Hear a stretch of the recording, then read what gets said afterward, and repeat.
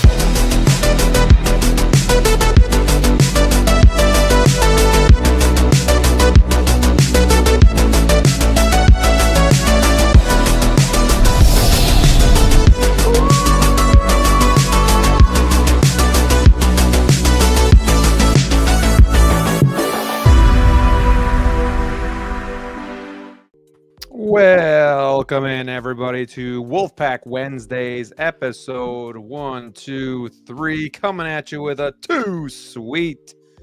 It's good to be back. We were off last week, and I just know that we're going to be rejuvenated. We're going to be ready to go here tonight and have a good show for you. Have a lot of fun. Actually got some news to talk about. Predator. We got some Predator talk. We are going to rank the Predator live action movies, and we have the Ben Thomas Show as our special guest to join in the fun tonight. And of course, I have Mad Brick and DLO The Collector, or if you will. Boys, it's good to be back. It's good to see you. We finally have a guest on the show, and it's again none other than the Ben Thomas Show. Ben, how are you doing, my friend? Thank you for joining us tonight. We look forward to it. It's the first time that you've been with us that we're all here, so yeah, it's gonna be fun. It's crazy. It's crazy. I was saying backstage, like, I feel like I've talked to DLO so many times over the last 2 years, and yet he was saying this is the first time we've streamed together, which actually blew my mind, dude. As I said, I feel like I already know you like a buddy, so I'm like, that's crazy. But I was so disappointed when you guys weren't on last week, if I'm honest. I rushed home from the gym. I put everything on. I was cooking dinner, like firing it all up, and then no show. So you are right. I am amped for today. When my friend at work said, you're crazy to stream 2 nights in a row, like, how do you get the energy? I said, if the Wolfpack calls, you show up. You show up. So, dude, I'm so happy to have you guys having me here, and I'm honored. I appreciate it. I'm excited for a fun show, for sure. Well, yeah, we're stoked to have you. And last week we were so back and forth. Like, it was like the second or third week that really just wasn't much news to talk about. And I know we all kind of had a rough week too. And we're like, yeah, we'll just cancel. And then I'm like, well, guys, I think I'm probably just gonna go live if you want to join me, And then I'm like, gosh, I'm just getting so tired. And then Teal's like, well, I'm going to bed, guys. And I'm like, that's it. It's all off. it takes. So, yeah. no show. But yeah, we rested up, so we're here today. But yeah, it's good to be back. We got some Batman stuff. We got some Predator stuff. We're gonna talk about Mondo for the first time on this show. We typically don't talk about Mondo, but there was a 1/6 announcement that I think a lot of us that grew up in the 80s and 90s are gonna really enjoy. So we'll talk about that. But I hate to ask this question. We usually ask this in the beginning of the show. Before I ask it, though, if you're in the chat, please hit that like button. Helps us out a lot. Subscribe to my friends' channels, and let us know you're in the chat by saying hello or throwing up a little too sweet. We'd love to hear from you. But the question that I hate to ask, because I know Brick's been going through it, but are we collecting anything this week? Do we get anything new? Do we get anything that's going to be shipped? Any arrivals? Anybody want to show anything off? Ben, you're our special guest. I'll let you go first while Brick collects his thoughts. But or collects the headless Caesar that he's got floating around over there. I'll go get him. Something along those lines, anyways. Yeah.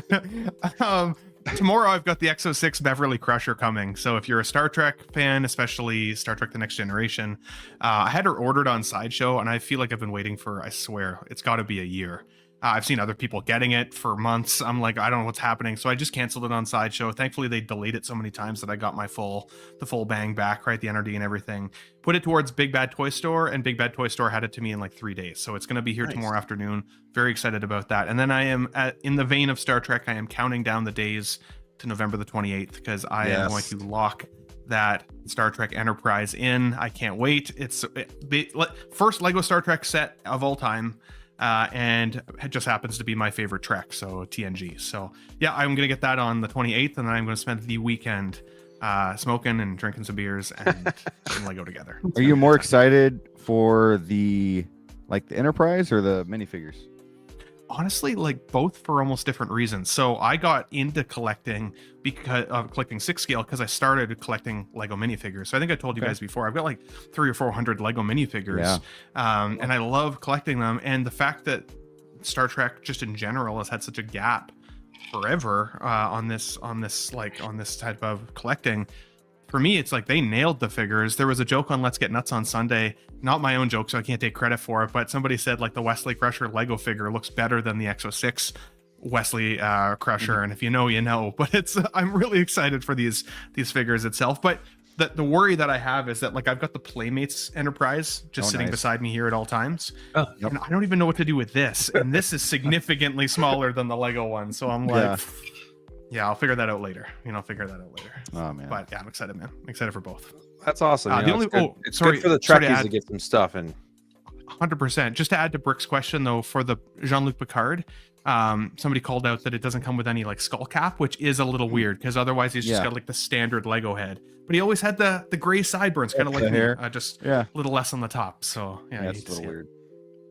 Awesome. Now, Ben, are you going to be recording like the whole process of you token and building the whole weekend, or like? I mean, it's legal in Canada, so I technically could. But I mean, I would watch that in a heartbeat. You'd watch that? It's like a slow. Dude, I would jump in with my Lego build.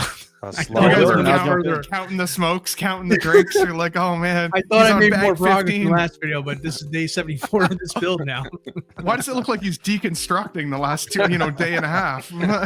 So, we'll see. We'll see. Awesome. I tried to figure out if I could do like a slow or like a sped up motion one, but I also just might just enjoy it. Even with Hot Toys, sometimes it's what I don't like doing reviews that often. Like I like just opening it and just having the experience. So we'll see. We'll see. Sure. I tried that today. It's hard to like put that YouTuber hat on when you're just excited like everybody else is when you get a brand new figure. So yeah, I don't blame you. I've had figures that I'm looking at for the first time through the camera lens because I'm unboxing it in the light box. So I'm actually looking at my own figure through my own camera. It's wild. Yeah. That's wild. So, yeah, we'll see. Well, before the boys on the bottom go, speaking of seeing it for the first time in the lens, I got the Feral Predator from Hawk Wars Toys, and I almost missed out on this thing, but he saved me, so I appreciate Hawk on getting this to me. But yeah, Brick and I saw Predator Badlands last week, and spoiler, I think we both loved it. But we're going to rank those movies tonight. But man, I was like, then I watched Prey again, and it's been a while because I hadn't had Hulu. So I watched that again. I'm like, oh, I forgot how good this was. I'm like, when this came out, I wanted it, and then it cooled off. You guys know how that goes. Other stuff comes out, and you're like, well, I'm just going to have to put that to the side. And I'm like, shit, like I need this thing, and it's pretty much gone. So luckily I got this. But yes, I unboxed it today and filmed the review because as a YouTuber, I feel like it's something I have to do, that I don't get to just enjoy it, as a collector. Nobody makes the rules, but your own rules, man. Yeah. Nobody makes your rules for you. So that video will be coming out this week, so I'm excited for that. But yeah, and it's the first figure I've gotten in like a month, so very excited to have the Feral Predator. Looking forward to getting other future Predator figures. But that's what I got coming in. DLO, how about you? I know you got some cool stuff today or yesterday. Yeah, I mean, shoot, last week we were off. I think I finally got my Artisan Black Widow in. So that's still fresh for me. That's an amazing figure. That figure that you're talking, very warranted. That thing is phenomenal. And I got some more BVS goodness. I'm rebuilding my Batman shrine. And I just got this in the mail yesterday. This is my custom in-art Superman here by Mr. Eric Dark Knight Studio. So full body mods, accurate paint job to the movie, just amazing. So good, dude. Absolutely amazing. And I got my BVS Batman as well too. Missing a couple parts for him. He'll be getting those to me shortly, and I'll have 2 amazing figures for my brand new BVS shrine that I'm building up. That you may never have to replace. Never say never in this hobby. There, we'll see. May But I'm happy. Good. I'm a happy boy. Does Yes. he do? Does he do apes? That's awesome, man. Congrats. Does he fix apes? Can you fix? I can ask him Does for he you. do a- He's a nice guy. I can definitely ask to see if he will work on apes for you.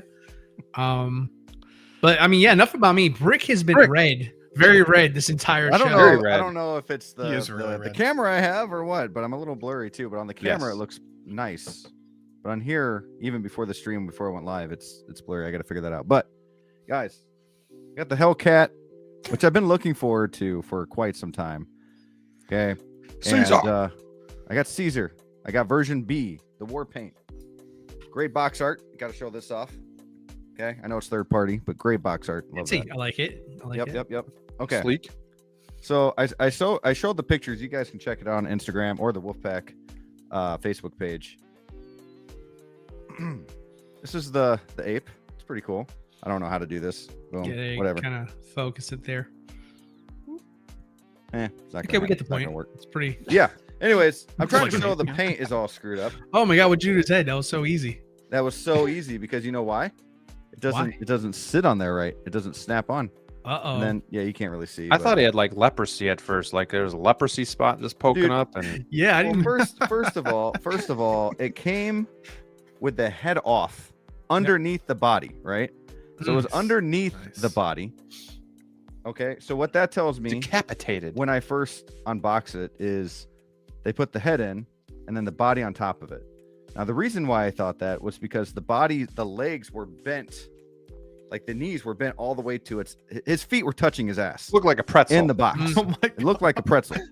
Okay, his arms were Very like pretzel. this. His arms were like this, hand like that. Okay, and the head was underneath Tua. the neck piece. Then I take the body out. The head has paint chip on the cheek, obviously, because it's rubbing up against the neck. So I'm like, okay, did it fall off in the box? And I'm thinking to myself, no, because it was too tight for it to fall off and go under the body. There's no way. Somebody just Somebody just put the freaking head underneath the body, put the body on there, didn't think about straightening up the legs. Worst unboxing experience I've ever had in my life. I Who understand delivered it's that? third Was party. it HDS? That's rough, dude. Oh man, HDS deliver that? D something. I don't know. Okay. Ace Ventura. He's Ace Ventura nuts. for anybody Oh, that knows. Got you. Okay, so I didn't know. let's dig into this conspiracy here. Brick, did you give him your name specifically when you put in your order? Like, hey, this is for Brick Artemis. They're like, oh, This guy.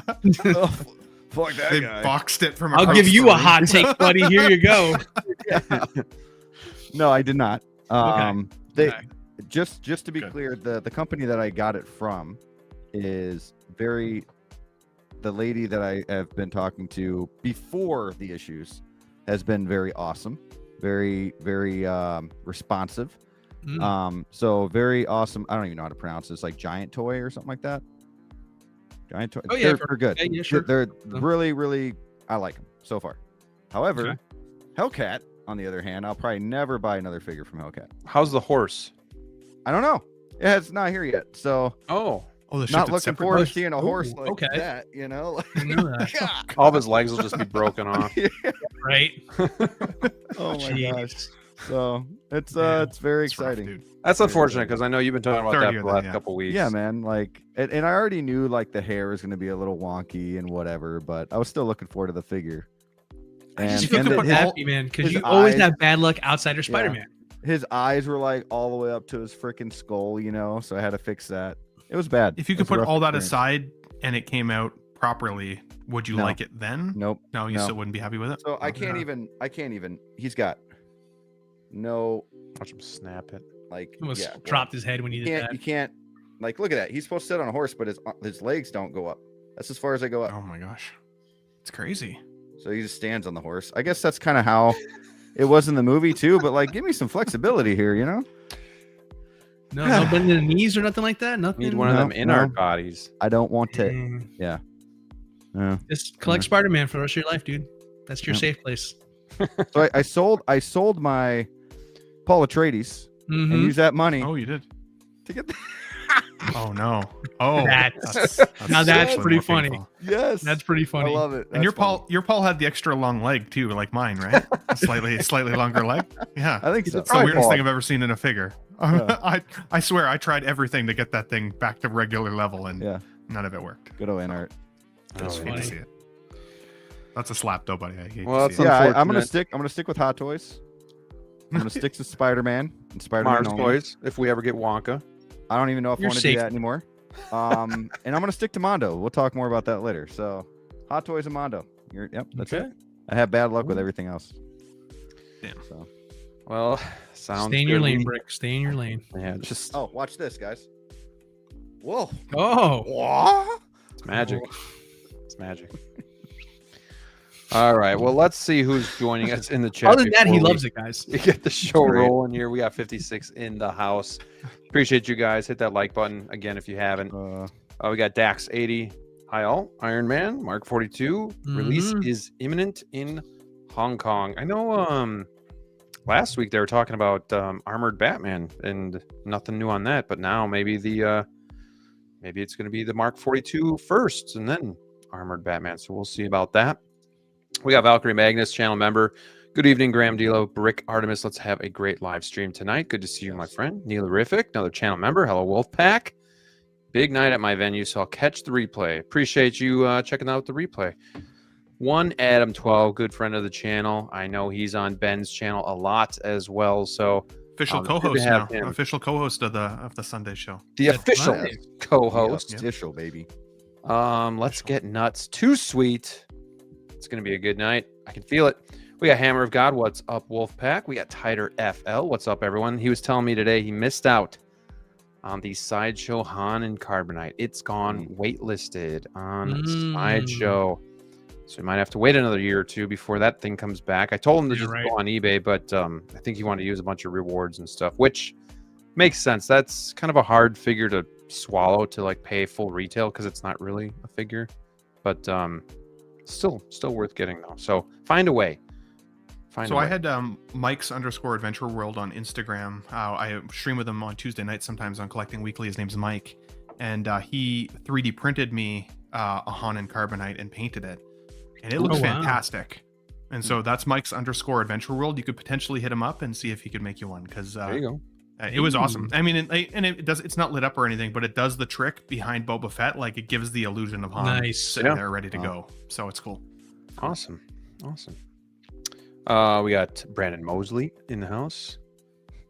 8:31. Can we get this rolling? Huh? I know he's tired, so he wants us to get going here. So we're gonna do our best. We got to keep Brandon awake. Universal Key channel member, too sweet, my friend. We got the movie canon. Good to see Geo in here. Hello, collectors. Hope you're all well. Hope you're having a great week, Geo.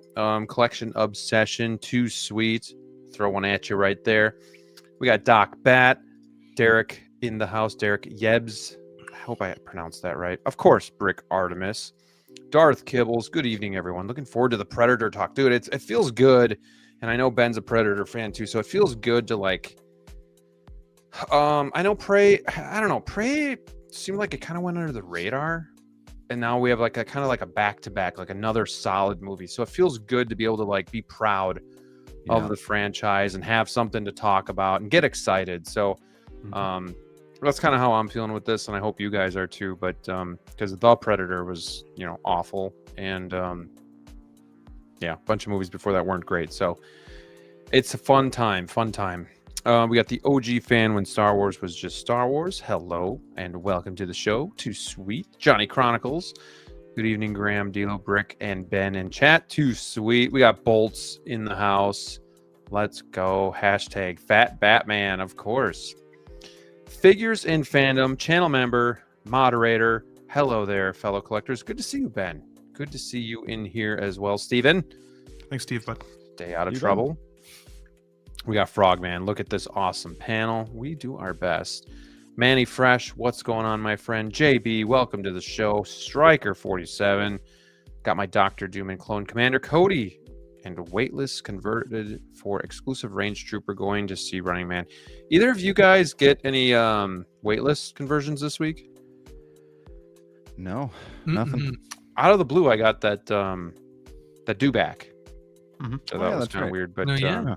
yeah, I already have that, so passed on. I was just wondering if sometimes they kind of just throw a bunch. I didn't waitlist. get it, but our buddy Eddie Money Mendez on Collecting Weekly, he sent it to us in our chat. He got the Dewback and the Grievous, which I thought was pretty Oh crazy. wow, Grievous. Wow. Just to see that convert. So yeah, My Grievous situation is really up in the air. I pre-ordered a long time ago with Pop Culture out in Australia.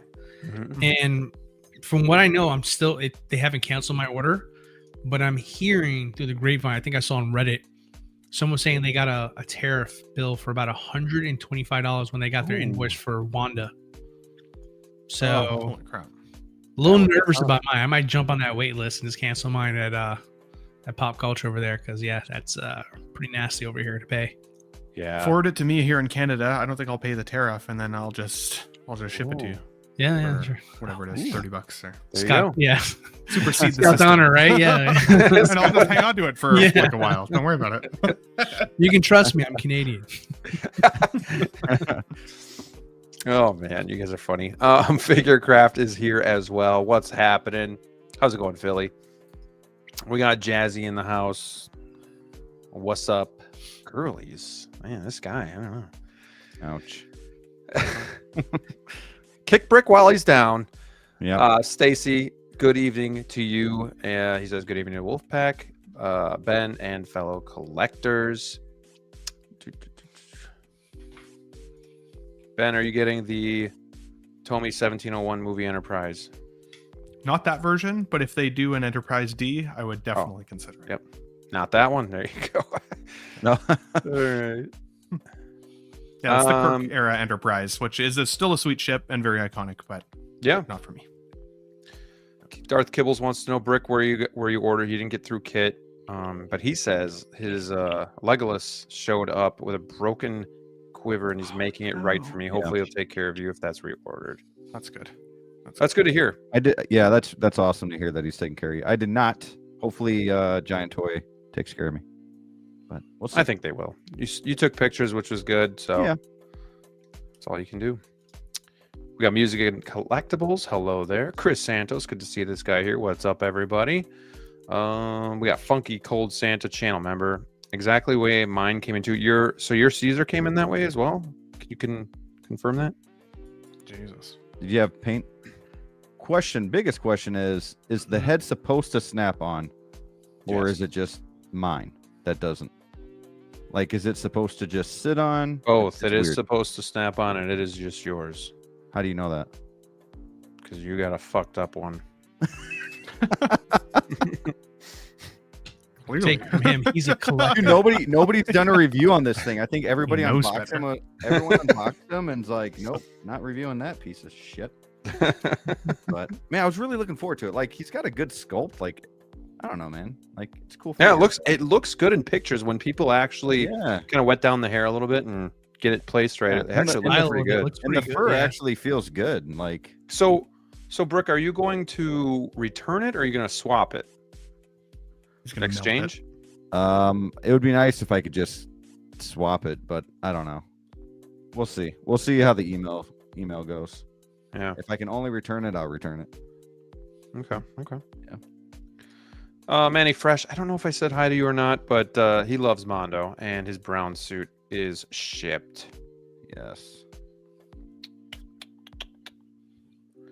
Funky Cold Santa says magnet unglued, head off, legs folded up.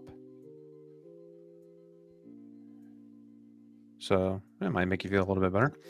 Batman Collectibles, channel member, Evening Wolfpack, and Ben Thomas. We got the OG fan with the $2 super chat. It sounds like the lesson is Hot Toys is king. What do you guys think of that? Y'all agree? I mean, Brick did say backstage he's only going to buy Hot Toys now, I think. Yeah. Yeah. Yeah. So, 100%. I mean, 100%. it's hard to argue with Brick, honestly. It's almost like you're being We- punished for straying away from Hot Toys. Like, I tried, man. I tried something different. every time you do, man. You're Every been time I listening. do, it's in like, our poll.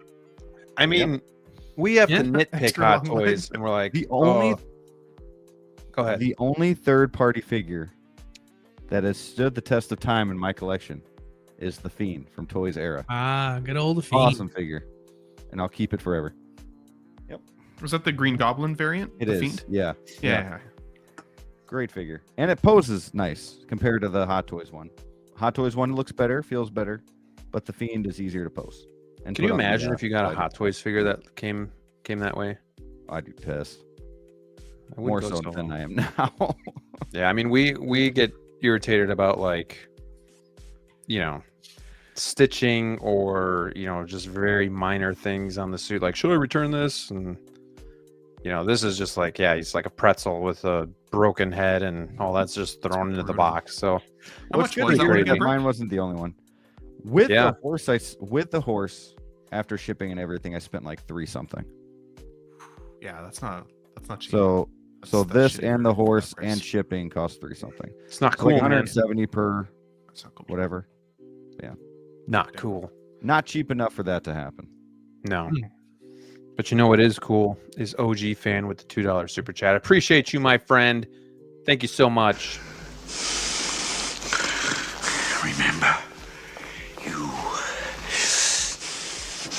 are my number one guy. Hey. Hey, we got it in there. A lot of heavy breathing there. So heavy. Thank you, OG He's never fan. going to super Appreciate chat you ever again. He's like, I'm creeped out now officially. Thank you very much. Yeah. OG fan is my number one. Just remember that.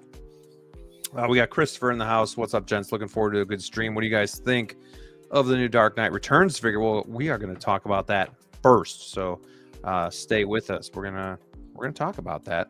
We got L Walker. Hello there. What's going on? X-Man Supreme. What's up, my friend? Hope you're having a great week, and thank you for dropping in with us tonight. Brad Cormack, channel member. Too sweet to you. Always appreciate that guy being here too. We got Kirby Kai. Hello. Just got back from seeing Badlands. Was a great movie. It's good to hear. Like, the majority of people like it a lot. So it's refreshing and it's nice. It's not perfect, but it's a good movie. Figure Craft says that might have been my do back. Just canceled. Yeah, I got that last night and I'm like, oh, I already got one. No way I'm buying a second one. As cool as it would be, ain't happening. King Black Bolt, Venom got me. Let's see here. OG fan says I got General Grievous on waitlist. Got to use coupon and points to make him 220. Scoop. Very nice. Solid work there, buddy. Oh, let's see. Just make sure I don't miss anybody. Funky Cold Santa says almost no chest paint on his Caesar as well. Yeah, same. Yeah, yeah. And they're not even even. They're like this side's going this way, and then this side's straight. Yeah. It's pretty rough. Hui, you got to put in the work on that figure to get it to look good. Maybe I'll give it to my kid. Here, play with this. Yeah, here you go. Baby. He's going to give it to his baby. Yeah. The head will be gone immediately, and then you're just Right. going to be carrying around a headless monkey. Yep. Oh, off the wall. Good evening, and thank you for being here. Good to see you, my friend. We got Danny Killinger has posted a couple. Rick Masso has posted a couple things on the think I Hellcat saw that. FYI, including how to tame the hare. Yeah, I think. Yeah. Dilo, you sent. Is that the one you sent? Mm-hmm. Us? Yeah. Yeah, that was cool. Dilo's on top of it. Appreciate that, Danny. Yeah, I appreciate that. Oh, tagged you on Instagram. There you go. Sweet. All right. Battle damage version. We got Commander Green in the house. Hello there. Cheers, my friend. Thank you for joining us.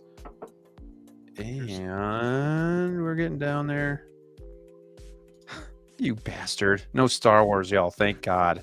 You know, we have been starved of Star Wars as of late. So be nice to us.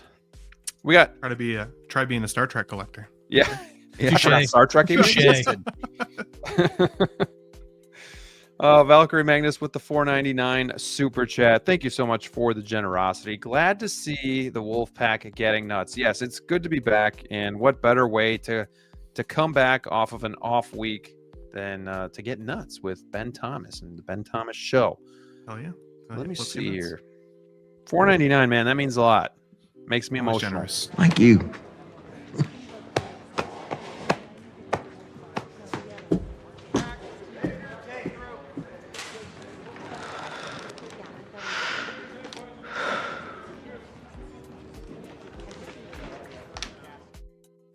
Thank Exactly you, brother. how I felt after the my Wolfpack God. Wednesday invite. Honestly, I sat back in my chair. Thank you.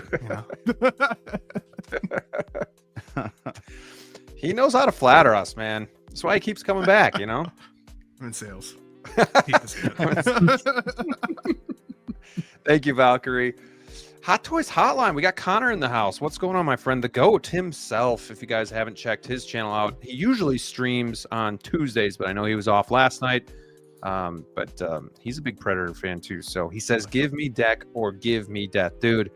I was really hoping we would have gotten that announcement by today's show. It just would have been the cherry on top. But Maybe tonight. nonetheless, he's coming. It's going to be good. We're going to talk about the tease and just kind of what we're looking for, what we're maybe a little nervous about, if we're going to get it, and all that good stuff. So stick around. Also, Give we're going him to be some ranking credit. the movies. Hell yeah, ranking the movies. To give him some credit, I felt very humbled after doing my first take video on the Jungle Predator 2.0 and feeling like I gave some good points. And then I watched Connor's take on that. I was like, I know nothing about this character. I should delete that video right now. Watch him for your Predator stuff. That's for sure. Predator looks Hell great, and he's like, "No, this is wrong. This is Yeah, This is Yeah, the yeah. worst figure. I'm like, well,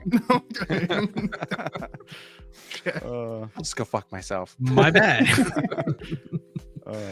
All right, guys, let's have some fun tonight. Thank you all, 60, 70 of you in the chat. Let's hit 100 tonight. That would be a lot of fun. And we're going to do it while we talk about the Batman The Dark Knight Returns figure has been officially released by Hot Toys. This is the animated / comic book figure. I don't know about you guys, but I really do like the Dark Knight Returns. You know, obviously when he's battling Superman and whatnot, it's a good time.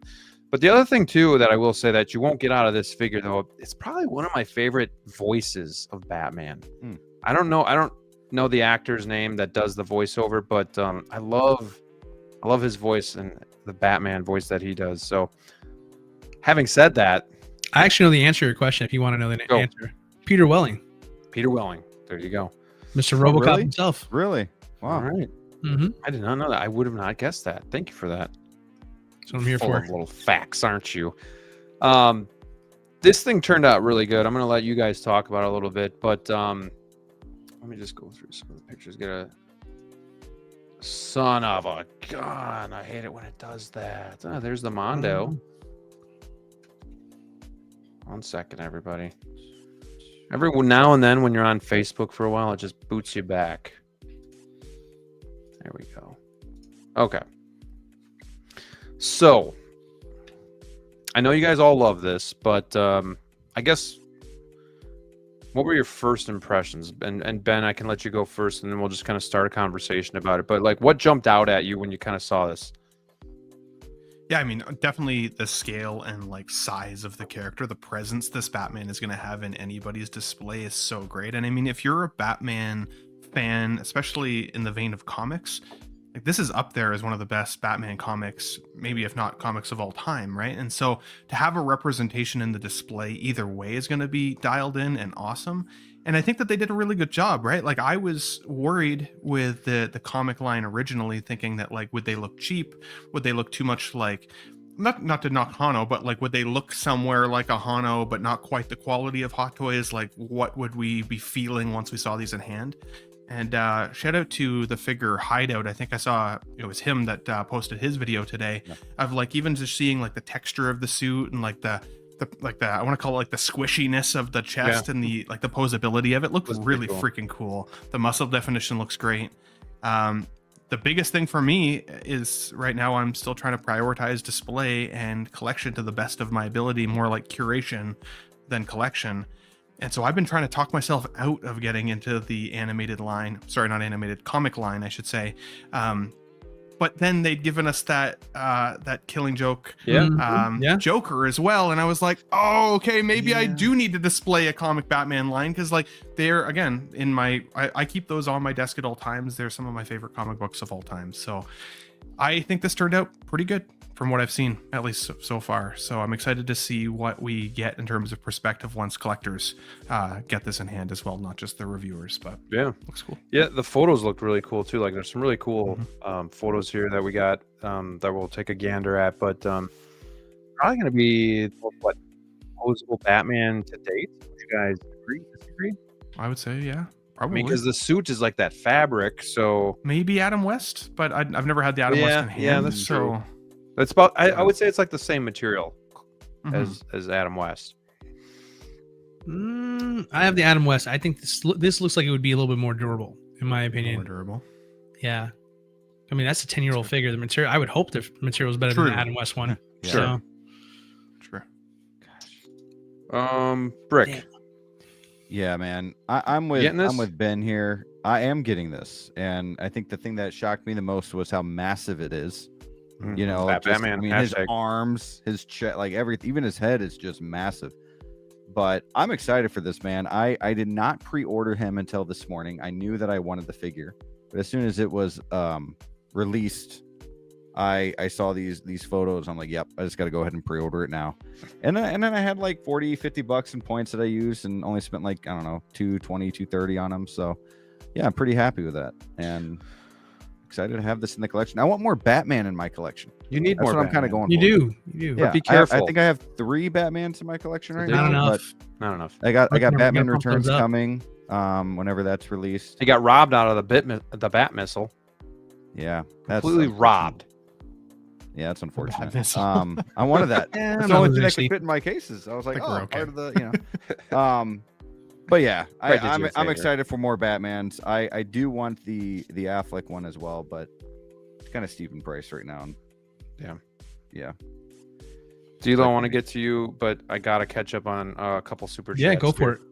Figurecraft with the $4.99 super chat. Thank you so much for the generosity. Appreciate the support, the extra support to the channel. My 7-year-old just took ownership of my negative suit Spider-Man, my least favorite, but it will teach him to take care of things and appreciate them. That's the negative suit. I remember when I came into collecting and that thing was sitting on the shelf forever.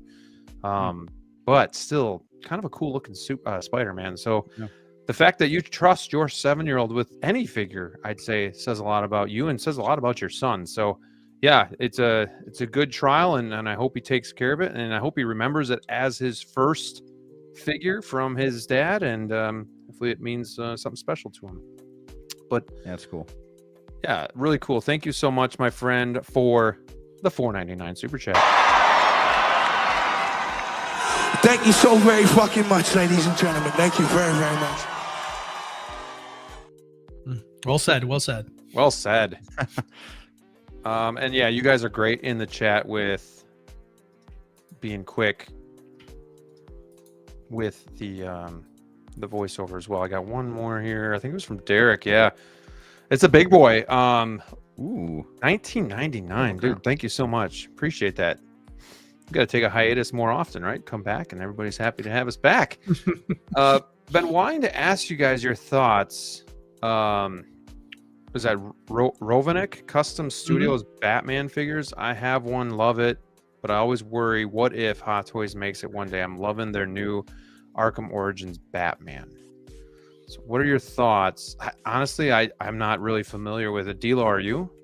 Yeah. I mean, it's very similar to the vein of what we're looking at right now, just made by a different studio prior to Hot Toys making their official one with this here. So, I mean, it's a great question because, Derek, I myself have been tinkering with the idea for years to get one of those custom figures. And for the same reason that you put up here is the very reason why I haven't, because just that fear that Hot Toys might make it. It was a long shot, but then once this one was announced, I feel like it just kind of, that and Hano, of course, I mean, what they're doing on that side of things too, I feel like that just kind of gave me a push to hold off on getting their figures. And no, they are beautiful, but I think we're in a new phase of where Hot Toys is going to explore other lines just to kind of, fill out the year for themselves. So personally, I'm kind of glad I waited. But if I did buy one of those particular figures, I would be just as happy with that because they look fantastic.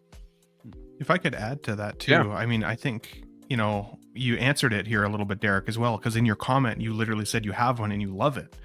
It's your collection. That's the way it should be, dude. Like if you already have it and you're already enjoying it, don't worry about one that hasn't been announced yet in the future someday that might happen, because in the meantime, you still get to enjoy a really cool figure in your display that a lot of people don't have. And if and when a better version comes out, or even, just a Hot Toys version, doesn't necessarily mean it's better.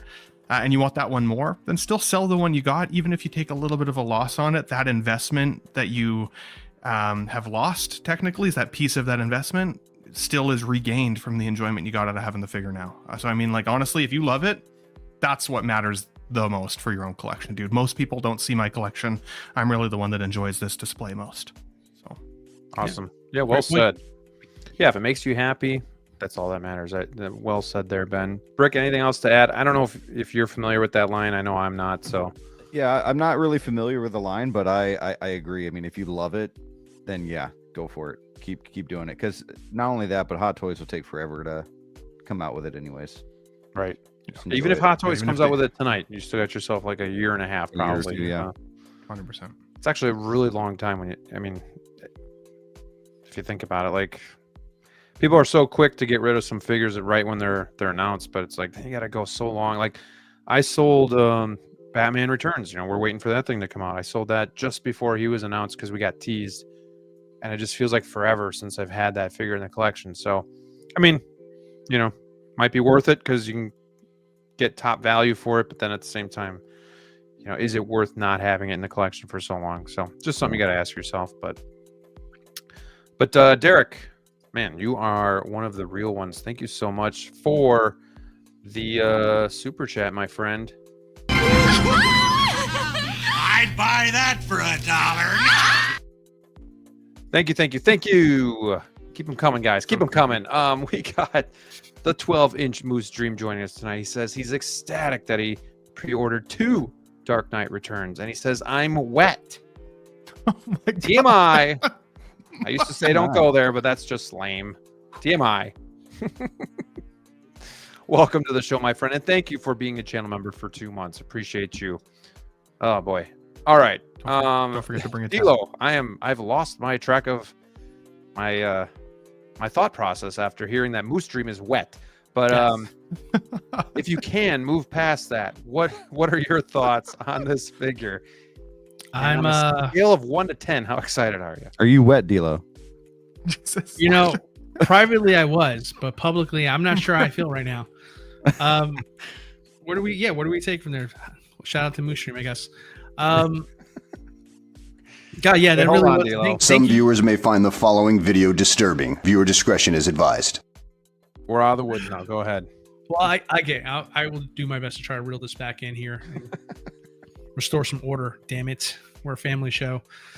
Yeah, I mean, as far as the figure itself, it is it really is phenomenal. I remember when it was announced, I was extremely excited about this here because my collection is solely movie, TV adaptations, and stuff like that here. And technically, you can say this is, but this is really more graphic novel. Frank Miller, I mean, one of the greats of all time here. And honestly, this is probably my favorite Batman story of all time. If I had to take a stab at it, there, He's got the best Batman and Daredevil story. Yeah, I mean, the man in his prime was not to be messed with, for sure. But yeah, this figure here, sick. I mean, I genuinely stay away from anything possibly cartoonish or just not realistic, and this one here is coming home. It 100% is. If you're a Batman fan, this is, like I said, one of the most amazing stories ever told, ever, about Batman. So I got to get this. But the figure, let's talk about the figure. The figure came out far better than I expected it to come out here. I mean, honestly, it looks ripped straight from the pages. Like that's impressive, because it's just like, you don't think Hot Toys, you don't think animation, you don't think, art, or you just think, hey, here's Ben Affleck, here's Michael Keaton. But like to nail it to this level on an attempt like this, you got to give him credit on this one here. I mean, it looks beautiful. The only thing I wish this came with, I wish it came with like a gargoyle base, something that's more in line with this particular Batman or any Batman, quite frankly. The base is a little cheapy, but I mean, it's whatever. It's not a big deal. But I love this figure so much. I can see myself putting this in its own personal spot. Not necessarily in the display, but just like maybe like on a shelf on one of my walls or something like that. Just so it has its own little On spot. your desk, maybe even. My desk is pretty messy. You can't see it here. It's pretty messy, but I can definitely hang it up, mount it somewhere on the wall there. Just kind of give it its nice little spot there. But this is stunning. Now, I didn't pre-order this. I'm not going to because obviously just, that's my rule. I don't do that kind of stuff. But I'm going to play this smart here because I know not everybody who is a Batman fan wants to collect this style of Batman. So I think for myself, anybody who might be interested, I think because we're all budgeting and we're all trying to balance the books because we know other things are coming. And this is probably going to be one of those that, even though it's fantastic, it's probably going to get lost in the shuffle for a lot of collectors and maybe put on the back burner. So I'm going to play the long game with this one. I'm going to see if Sideshow pops a coupon or two and maybe I can get it a slightly better, price because I'm still going to get hit with a tariff if I go through Sideshow with this anyway. So anything I can do to offset that, I'm going to try to use my advantage. But this will come home, but it's just not going to come home like day one. Yeah, I'm kind of out on this figure, but not necessarily forever. But it's just not something that I'm targeting right now. But same thing when this thing was announced, like. Kind of got my blood going a little bit. Like, it looks cool, but at the same time, like, where does he fit? And yeah, now he has the Joker as a companion piece, but I don't know. It's tough for me because I really do love Batman. I'm not a big comic book reader, but I do love the animated movies with this style of Batman, and this is my favorite type of suit because this is what BVS was, taken after as well. So I really do gravitate towards it, and I think it's a good price. And like, if you're like Brick and you have coupons, I think it makes sense. But I don't know, like you, DLO, it's probably going to be more of the long game for me. Like, if this sits in stock, then maybe if there's a 10 to 20% discount or something like that, or on a rainy day I need to spend some money, I could see myself maybe picking it up and figuring it out from there. But I'm just not sure. My question for you guys, though, let's just say that the Joker was never announced and it was just this animated Batman. Would you be as quick to put it into your collection? Like, does it stand alone, or do you think it works better with that companion piece? Like, would you be as quick to purchase it if there wasn't that Joker that even went with it?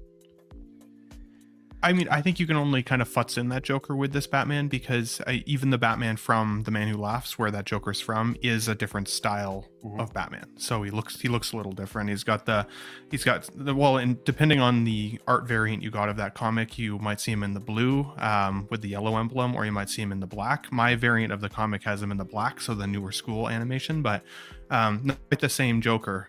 So I think it's more along the lines of, like, if you want a comic book display, this could look really cool with, DLO was saying like a gargoyle base. I think that would be so cool. Literally right now in front of us.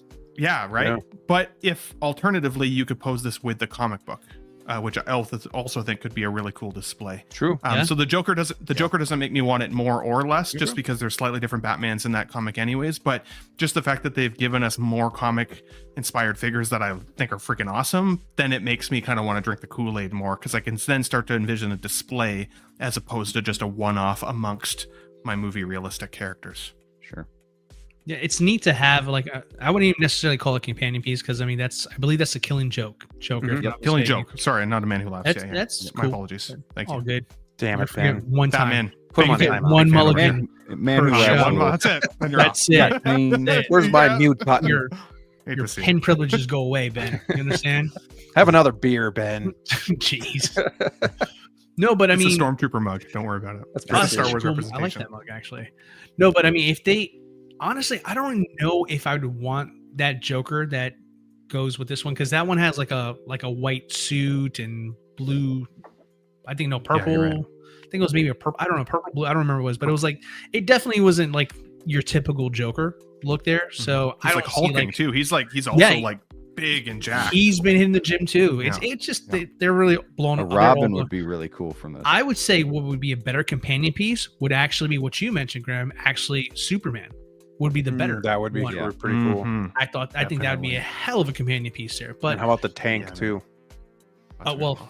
let's bump the price. I mean, it sounds great. It sounds great in theory, but I don't know who's going to be serious enough to buy it. But yeah, I mean, if they make the Killing Joke Batman to go with that particular Joker, that would be kind of cool. But yeah, I mean, Batman never really needs any companion pieces. He is the piece, you know what I mean? You want. So, Okay, but, here's the question then, DLO. Does he fit with your other Batman figures, or does he need to be Absolutely on his not. own? absolutely not. No, it's going to clash with everything. That's why I never said I was going to put them in display, because it's like, I know it's going to clash, but that's my rule. I don't typically go into these types of lines, but this is just too damn good and it's too damn special to me to say I'm going to pass up on this one. So I'll play the long game. I'll get it. But when I do, he's going to be on its own. And I think it'll look better for him. I don't think it'll look better for the collection if I kind of do it that way. Sure. Mm-hmm. I mean, look at that face. Come on. You can't deny how cool is the face plates look great. Like there's no stupid, goofy face plate. Like they actually, maybe because it is an animated version, easier to do, but they did it justice, which they don't like always doing with Batman figures. Yeah. Get the rifle. I just love the face plates that it comes with. They're so good. So epic. Yeah. That's cool. Gosh. Straight out of the comics. Literally straight out of the comics. It's crazy. Some awesome photos here.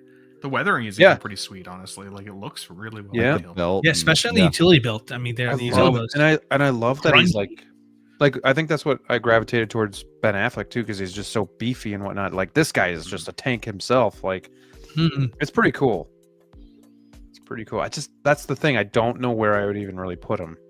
So that's why I was gonna pass on this. What a shot. If you know that shot, that's awesome. We have a $2 super chat from the 12-inch Moose Stream himself. Frank Miller, Dark Knight Returns got me into comics. Yeah, for sure, man. Let's see. What do I got here for Moose Stream? Appreciate you, man. Appreciate you being a channel member. Appreciate the super chat and all the support. And by contributions to your PBS station from viewers like you. Thank you. Appreciate you, my friend.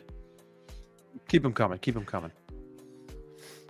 Yeah, I mean, it's you know, a lot of the times we get these blogger photos and we're like, well, let's see what it looks like in hand. But these are just fun. Like these are cool. Like except for that one photo right now that looks like he's like, Yeah. I'm gonna get you. kind of scare you. Like a spider monkey.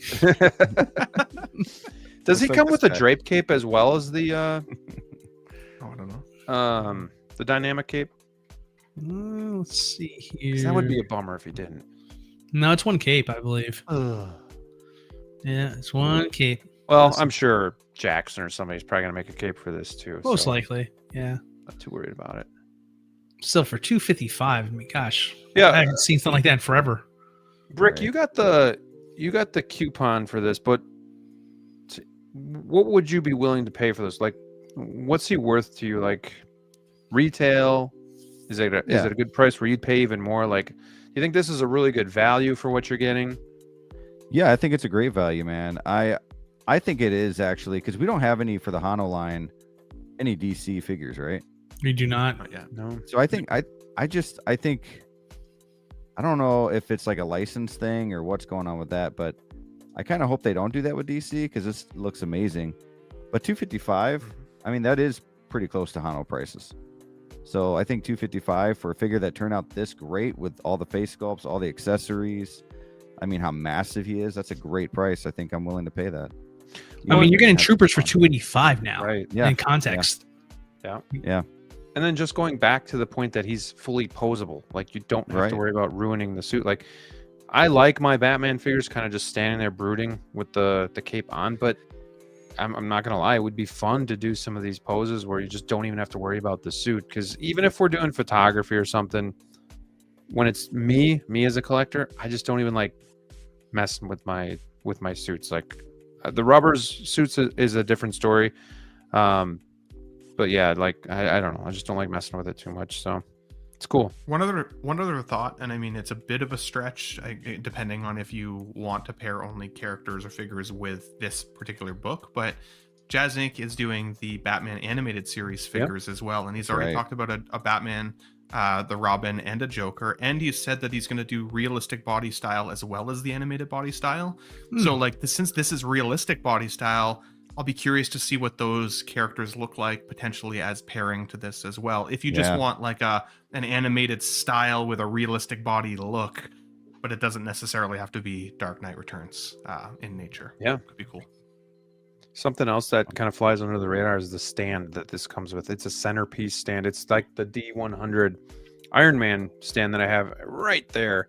It says Marvel on it, so it's kind of like that centerpiece. This is the same stand, and it's got this big plate where it says Batman, The Dark Knight Returns. I like that a lot. Like, I like... Sucks. You don't like that? Sucks. I like that. It's one of the first things I said when we started talking about it. I hate it. I like it. It's... Give me a gargoyle. It's cool. It's like a centerpiece. No nameplate. Well, yeah, the gargoyle... Okay, yes, the gargoyle would be better. But for what we get, I do like this because it's kind of like that centerpiece. And I don't know. I think it just goes with this comic version nice. I would rather have a gargoyle. The cape is too, though. What's like that? The cape seems pretty massive also. Yeah. It looks like you have a lot that you can do with that. So some flow. Got some flow. Let me say hi to a couple people here. We have Cobra's Collection checking in. Greetings, all masterful collectors. Good to see you, my friend. Hope you're doing well on this Wolfpack Wednesday. We got Fig Poser joining us as well. Thank you for popping in. We're just talking about Batman. We got some Predator coming up, as well as some other stuff. So hope you guys join us for the long haul. Ooh, I just thought of something real quick. Yeah. Repurpose the new, if you have a 2.0 BVS Batman with that wall with the ladder on it there, that would be way better on this one. Yep. That'd be cool. Somebody posted pictures with it today. The same guy that put with the same thing Affleck I just said head on there. Oh, Affleck's head? Yeah, one of the Facebook groups. That was funny. It makes Ben Affleck look like super tiny. That's how massive this figure is. But the nice thing too about this base, unlike a lot of these other bases, is he's actually got room to stand. So I like that too. A nice flat surface. You're not going to get me to like this base.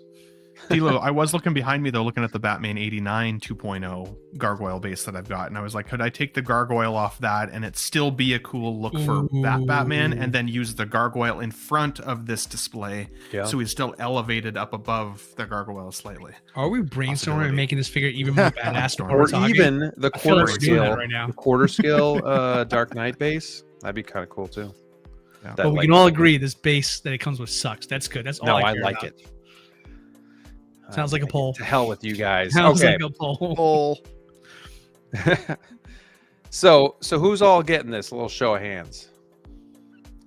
Oh yeah. Sir. So Ben, you're just kind of, are you on the fence, or are you still? I'm 100% on the fence, and DLO almost enabled the shit out of me. I'm like, I had to mute him for a half second there. I was like, just in case, where's my wallet? Throw it in the yard. But I think you owe it yourself. I want it. You got to watch the animated movie again, and then hit that checkout button. Oh, God. That's the problem. That's That fair. is the problem with us collectors. We watch the movie, and then we are suckered into it. Yeah, I know. Shout out to your feral predator sending to your right here or my left. The other problem is we want these figures. That's true. So We're we looking watch for a the movie reason. knowing what it's going to do. We're like, okay, yeah, I want it now. All right, let's look on eBay. Any final thoughts on this thing? I'm gonna hold off for now, and we'll see what shakes. But any final thoughts you guys got that maybe we didn't talk about before we move on? Other than I'm going to keep an eye on my Facebook Marketplace locally here in Canada. If somebody buys it, gets regret, buyer's remorse, and they throw it on, I will. That's when I will jump on it. If he thought he was out, we pulled him back in. We did our Is this job thing tonight, still boys. available on I'm already Sideshow? pulling it up, baby. Oh, yeah, it's absolutely. It's still there. It's still there right now. It's not going anywhere. So, do we think this is going to be something that actually you can find cheaper later on, or do we think this is going to eventually disappear and then be like a RoboCop, a Feral Predator? Do you think it's going to be like a gem, or do you think it's just going to be something that people forget about and it's not really going to hold much value? I think if it was already waitlisted a couple months ago before this, that might be the way to go. But I just don't think that for again, this is not our typical focus with Hot Toys collectibles. Like we're typically collecting movie lines and things like this. I mean, you can be a Batman fan and say, you know what, I really just want to stick to the movies and say, you know, this is cool, but not for me. Yeah, like the guy in the top pointing right there. But I mean, for me, I love this version of Batman so much. And honestly, for those who like BVS, this is where the inspiration came from. So for me, just kind of confirms like I gotta have this one. But I don't need to do it right away because I know not everyone's gonna feel the same way I feel. So I'm okay with waiting, getting a good deal, and then eventually fulfilling my destiny and grabbing this amazing figure because it's gonna be sick. To add to DLO though, I think like I was a happy I waited guy when it came to the Bespin Han Solo that just got put up, because I was like, I almost got that Return of the Jedi one. I really wanted the Empire Strikes Back. I was happy I waited, but then that Han went up and I was like, sweet, I'll go get that Chewie and C-3PO now, and it's gone, baby. It's gone. So I was like happy I waited, and now I'm not. So part of me thinks that it's easier to say no to one, it's harder to say no to two. So if they do put up a Superman that's a freaking banger, then you're like, ooh, now I want that Batman, and it's gone. That's what's going to drive it up. If nothing ever comes to pair with this, then it may just lay flat. God. That's a good point. That is a good point. The more the merrier, I think we say here down in the Midwest. The more the merrier. We have a $1.99 super chat from Valkyrie Magnus. I'm getting it, Ben. Let's do it. Enabling. Can I have it, Valkyrie? Can I have it? Oh, man. Appreciate the super chat, my friend. You're my number one. Remember, you are my number one guy. Yes, sir. Love it. Love it. We have $2 super chat from the Moose Dream himself. He says it will disappear because he's buying them all. FYI. I believe him, actually. So I would watch out. But let's throw a little cheers to Moose Dream for getting himself wet over this thing, and a little throwback of Wolfpack here. Cheers to Wolfpack, to Collector's Own, to you guys. Cheers. Thanks for all the support, everybody. Thank you. Got Stevie and Collector's Own in there. Wow. Good to see those guys. Thank you, Moose Dream. Bless those fellas as well. We got Christian Crosshair Cooper in the house. No Star Wars talk tonight, my friend, but hey, hang with us. We got a lot of other fun stuff to talk about, like Predator. He's lurking. He's lurking. He was. Support, everybody. Oh, man. Let's see. Okay, we good with this? Brick, you got anything else to add? No, man, other than I'm excited, and I think it's going to look great with the other Batman figures. Awesome. So let's go. Well, yeah, it's tough. Yeah, you never know. I think anything that is the same unless you have like a display, right? Like Graham, you have it looks like the Batcave behind you. So if you put like, cartoon stuff around that, it's not going to fit. But if you set the figures like Spider-Man, you got the Spider-Verse. It doesn't matter if they're from freaking Spider-Verse or from Spider-Man 2. And I think the same can be for Batman. It's just more of a museum. Like, these are my Batman figures, right? If I put it with Catwoman, then that's weird. That won't fit. But if I just line up the Batman figures, they look good. I think that's fair. I could see both. Like, I could see it being like, just no, my OCD is going crazy, and I could also see it fitting. That's why I asked before, because I'm like, I could see that going with it. So, but I could also see myself doing something that DLO is talking about doing. I got these floating shells up in front of me and just putting a few figures up there, that won't really fit in with some of the stuff. So, yeah, fair enough. All right, well, let's move on because we got a lot to talk about, and we are already over the hour mark. This doesn't necessarily pertain to Hot Toys, or does it? But this story has been going around the community, the collecting community, I guess. Funko Pop in trouble. Company behind it admits they may not survive another year. Now, as Brick very well knows, and as we very well know, it's the same company that owns Mondo 16. So let me just set the table for you guys, and we'll talk about it. So, because I've been kind of listening into this, and Ben, I don't know. Did you ever collect Funko? I have a handful of them. I even have a Ben Thomas show Funko Nice. that somebody made for me, which is yes. kind of cool. He's holding a weight and a microphone. You love to see it. But William, I've got probably 10. Let's I've go. got probably 10 or less. I don't like. I've got a few that I think are really fun, but I wouldn't call myself a collector. DLO, where's yours? We all have one. Come on. I got William Wallace. Show us yours. I do not own any for myself personally, but I did buy the Mrs. I'm getting wet over here. Jasmine and Aladdin on the carpet. Oh, Which is pretty nice. That's cool. Nice. All right. On the carpet. That's a good, of all nice things. little dio Fancy. piece right there. Mhm. Yeah, it's pretty neat. She loves it. Yeah, well, the reason why I asked if you guys were into it is because I know Brick and I collected that before getting into Hot Toys, kind of like the gateway drug, and we were into like Game of Thrones and stuff like that. But so what I've been hearing is like, and what I've been seeing from Funko, so they come out with like variant after variant after variant. You know, these things were $6 or so, or $8 when they first came out. Now they're like 12 to 15 for a brand new Funko Pop. Might not be the biggest deal, but when you look at the, you know, it's pretty much doubled in price.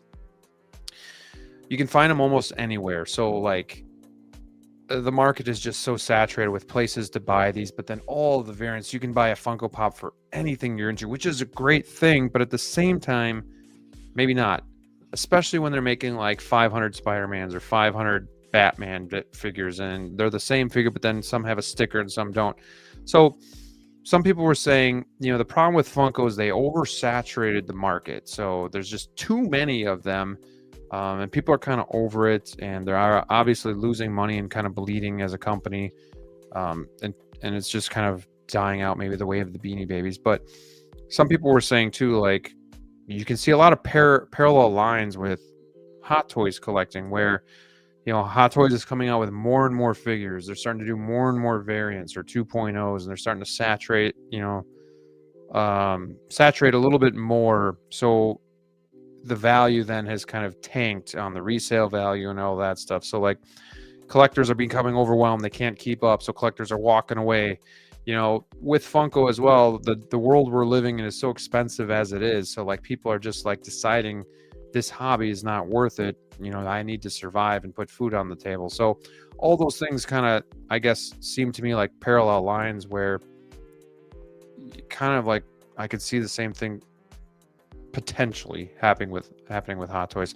So I guess what I want to get your guys' take. Do you think I'm on to something? Do you think Hot Toys is a little bit of trouble? Could be like the next one to go down this line. Do you think it's fine? What are just your overall thoughts on hearing this, and if it kind of relates to the hobby that we're in? Can we start with you on this one? Yeah, I mean, just starting from the beginning there, I actually think that oversaturating the market is kind of what kept Funko alive for so long, because everybody wanted everything, and they literally made everything. Yeah, I think the problem is there are so many people like you and me, and all four of, well, maybe not all four of us, but a lot of people like us that will go on, you know, Shane's channel, or when Sneaker was doing his channel with the one-on-ones, and everybody says, oh yeah, I started with Funko and then I moved on to bigger, better things. It got them into bigger collecting. And so those people leave Funko and they go to Hot Toys, or they go to freaking statues or whatever. And I think what happened is after a while, it was like, oh, you know, 10 years ago, yeah, that was cool. But when it comes to Hot Toys, though, I'm not too worried about it. I do think that I do get a little worried when Hot Toys is doing multiple 2.0s, 3.0s, 4.0s. However, I do feel like that's also helping new people stay in the game, right? So, you know, I think that brings in a lot of new collectors. So, for example, the Terminator figure, right? So you got people who don't collect Hot Toys, and you announce a new Hot Toys figure. These collectors are like, oh, what the hell? Like, oh, the Hot Toys did this. Okay, I kind of heard about them, but but no, I think Hot Toys is also not. You don't find Hot Toys in Walmart's, Targets, the mall. You know, they're at some local comic book stores, but they're not everywhere. Not everyone in your neighborhood has like 5 or 10 of them. They're not getting old or stale. So I'm not too worried about it with Hot Toys figures. I'm more worried about the Hot Toys pricing which will cause the issue with people stop collecting, kind of like with statues and whatnot. But when it comes to kind of overdoing it with Hot Toys, I think that's what we kind of want. That's what kind of keeps us going, is getting all the side characters, you know, better looks or different looks. And but yeah, it's kind of unfortunate with Funko. But some people are a little worried about Mondo. I actually think that this could help Mondo. I think a lot of their resources can go toward Mondo, where they'll actually focus on finishing up lines and doing more and putting their money towards that, because it's actually working within that company. So we'll see. Solid points. Very solid. What are the thoughts you guys have? DLO, you want to go? No, Ben, after you, please. I'm not the Funko guy. I'm not the Funko guy. Fair. That's the hotter take. That's what people are waiting for. Leave us in suspense. You know, I think the interesting thing with regards to Funko is I feel like over the years they lost the plot a little bit. You guys talk about oversaturation, the amount of characters. I sometimes have felt with Funko that it's like, if you can't own them all, then what is the point? Because a lot of the time they just sit in the boxes in order to retain their value. Sure.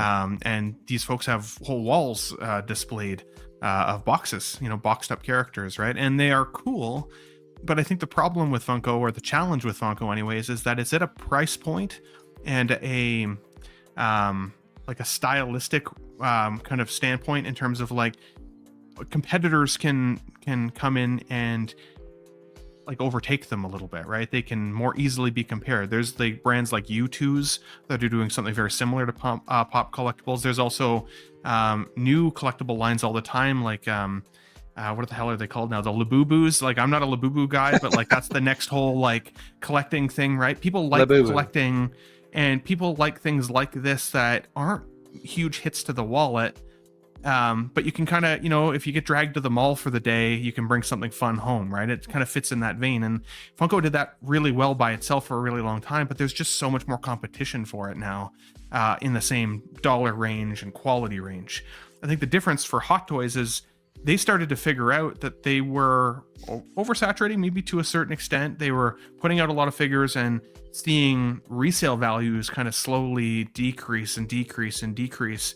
And they put a stop to that pretty quickly about a year ago when they started doing so many more exclusive figures, right? Numbered, or not numbered, but like quantity levels, like 2,500 limited releases and stuff like that, and creating some collectability of some of those figures again.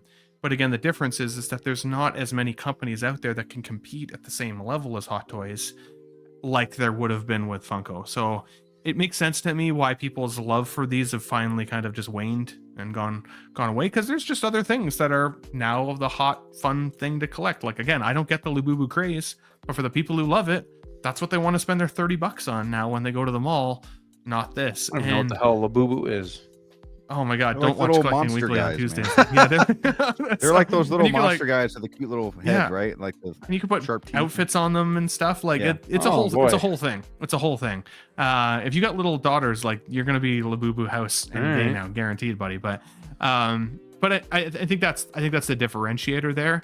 I don't think this will affect it, other than like Brick said, in terms of, you know, there's a select population of folks who came from Funko to Hot Toys, so that did create more new collectors. But I also feel like it's like, if you're shopping for a Porsche, you're probably not shopping for the Chevy Cruze anymore either, right? And Hot Toys is still at that next level in terms of what you're willing to spend on a collectible that separates themselves enough from this line. So it doesn't surprise me. It's too bad. But also I'm kind of excited to see what is next. You go into any GameStop or Walmart or those, and there are just freaking shelves of these guys just left. Yeah, and it's so GameStop. overwhelming now. You can't even find a character you want, because I look at the wall for about 30 seconds and my OCD takes over and I'm like, okay, I can't look at it anymore. I'll go buy something else. Well, and Jazzy was and there's asking, still Black Series and all the other things, right? So yeah, and Jazzy was asking, how do they get all these licenses? Do you guys think that might be part of the problem too, that they have all these licenses that, you know, they're paying for, that maybe that's part of why they're losing money? I don't know. I mean, I'm sure most of it's sales, but it costs to get those licenses.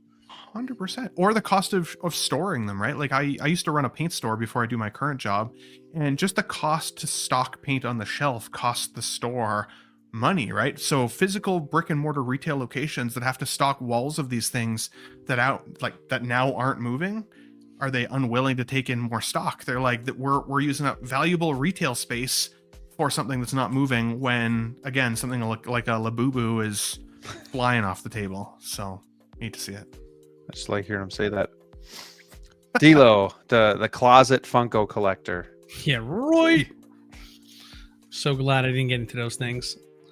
I mean, interesting takes here. I mean, just I like to kind of hear from Funko collectors what they honestly. When I started hearing the news about this potential Funko bankruptcy, like I was like, about time. But I will say that I caught a video from, I think the YouTube channel was 3C Films or something like that. So he does like movie reviews and he goes and interviews people, whatever like that. But he was giving his take. I watched his video just kind of because he was a diehard Funko collector and just kind of got his perspective. I thought it was pretty interesting to kind of hear some of his points. But just to quickly summarize what he was saying about it, he was just saying that it kind of echoes a lot of what we talk about over here with the Hot Toys and the 1/6 community over here. Number one, oversaturation. Just massive amounts of the same exact Funkos being created, but it was like now it's a Chrome version of Sonic or something to that extent or something like that. So it's like it really cannibalized like the collectible value of Funko for him, because for him when he started the Funko thing, it was just like the craze was like, oh, I get to get this very unique set. I got to collect them all, and there's also some monetary value to this as well too, and that kind of reminds me of the old Hot Toys as well too. So kind of his take, he said after COVID, it really just went downhill for Funko. And I was like, well, that sounds a lot like what we talk about here with Hot Toys all the time. And I think what every company, I think I saw something in the chat say, mentioned Hasbro. I mean, every company is doing it right. They're really just cannibalizing their market values for their figures or their, sets or whatever they're doing just to stay afloat in this economy. But the big thing that is the prices have gone up. Right. Now, Funko is still probably one of the more affordable options out there, but it still has gone up. And I have a brick and mortar store nearby me, a comic spot that I praise for just being, just phenomenal for customer service, because they're not jacking up the prices during this whole tariff scenario we're dealing with here. They're still giving you great value, but they also have a rabid Funko enthusiasts that go to their store. They have an entire wall, like Ben said, of just Funkos, right? Literally, it'll blow your mind. But he told me, the owner of the shop, they stopped ordering Funkos like about 7 months ago, because the cost of what the problem with Funko right now, what they're dealing with the lack of sales, they're putting that on their vendors and charging them more to carry Funkos in their stores, and the vendors can't even sell the ones that they already have on their walls. So it's like a chain reaction. Yeah, absolutely. So they had to put a halt to it there. So, so it's interesting times, because I mean, this is just the cautionary tale, quite frankly, for anything that you collect. That oversaturation can lead to negative results like this. It can lead to, obviously, of course, just having some collecting fatigue, right? Because you're kind of, to your Ben's point, that if you can't collect them all, why collect any at all? I think that's a great point to make. And that's kind of how we kind of thought about for Hot Toys for so long. Line collecting was the thing for a while, but now we've all kind of separated ourselves from that, saying, well, maybe we don't need everything, maybe just our favorite characters. So I mean, I guess what I'm taking away from this here is just that you just got to be very careful what you're collecting, how much you're collecting, how much you're paying for your collectibles, because in a blink of an eye you can see a company like Funko saying that they may go bankrupt. And I don't want to get anybody alarmed, but Hot Toys is not invulnerable to potentially things like that there, because you're seeing them do a lot of 2.0s. You're seeing them, those, to your point, Ben, those limited edition. First thing when you said limited edition, I immediately thought about Anakin, and I thought, wow, okay, he was so limited, and it just blew the market, the secondary market into the stratosphere for the first time in ages, with a figure actually being worth more than retail.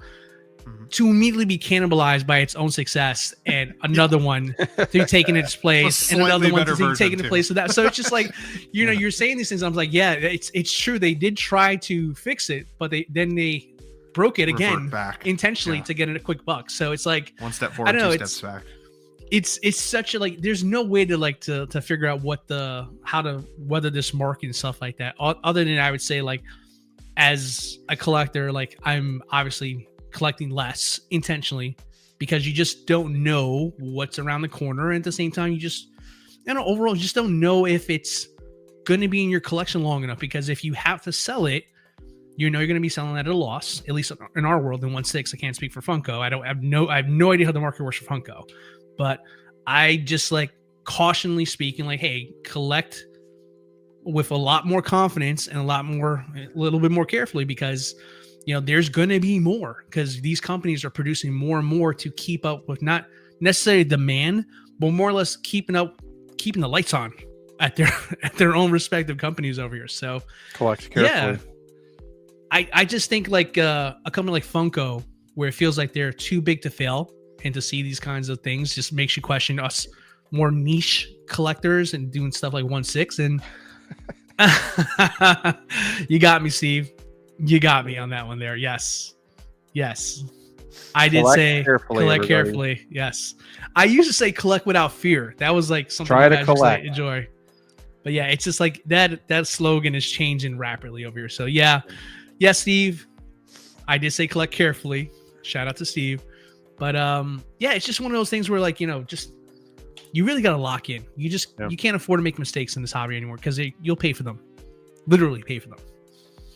Well, and like stop following influencers to influence what you put in your own display. It's like what I said to Derek earlier about his Batman. If you love that Batman and it looks awesome in your display, you're the one that enjoys it 98% of the time. So like if Funkos are still something that people want to collect, I feel bad for the folks who are going to lose out on still collecting these in the future. But if they still have displays of them, that's freaking awesome.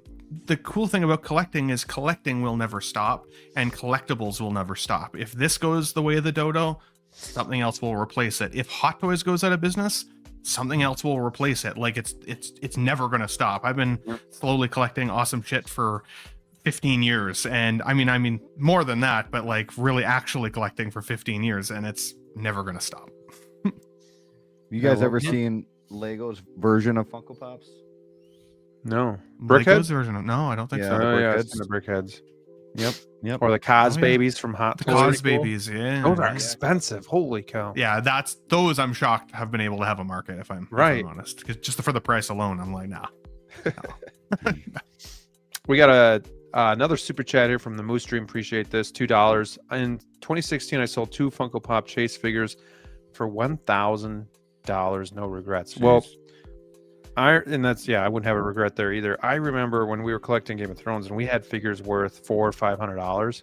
Yeah. But we didn't want to sell them because Game of Thrones was the shit. And then Game of Thrones ended on a whimper, and those things Yep. tanked. Yeah, my Chrome Dragons tanked, and man. I mean, it goes to show you, like, no matter what you collect, I mean, if it's more interesting of a hobby when things are more valuable. Right. To your point there, I mean, there's the rush of the hunt and, finding these rare pieces and, possibly cashing out because you got yourself a very desirable figure. But when everything is not desirable, like that's where I think hobby collecting really kind of takes a turn for most people. So like, because quite frankly, I mean, you can't really give half these Funkos away. From my friends that still collect them, he's just like, yeah, they're not worth squat. And I said, why do you do it? Just because habit, just force of habit of just continue to collect it there. And I feel like we can do that sometimes too. But yeah, I think hobby collecting is always healthier when there is some value, and you're not just straight up just ripping off your own customers and just butchering the value of all their collections there, because these are nowhere in the same realm as the cost of a Funko. Right. So not to turn this into more of a Hot Toys conversation, but I mean, it makes you wonder, hearing like stuff like that, hearing stories about what's going on in other hobbies. So you can't help but wonder, like, what's going on with ours. Well, and same thing with statue hobby. Like, there's a lot of that's another people one. running away from the statues and wondering if, like, this is the last generation of people that'll collect statues. Like, I don't know.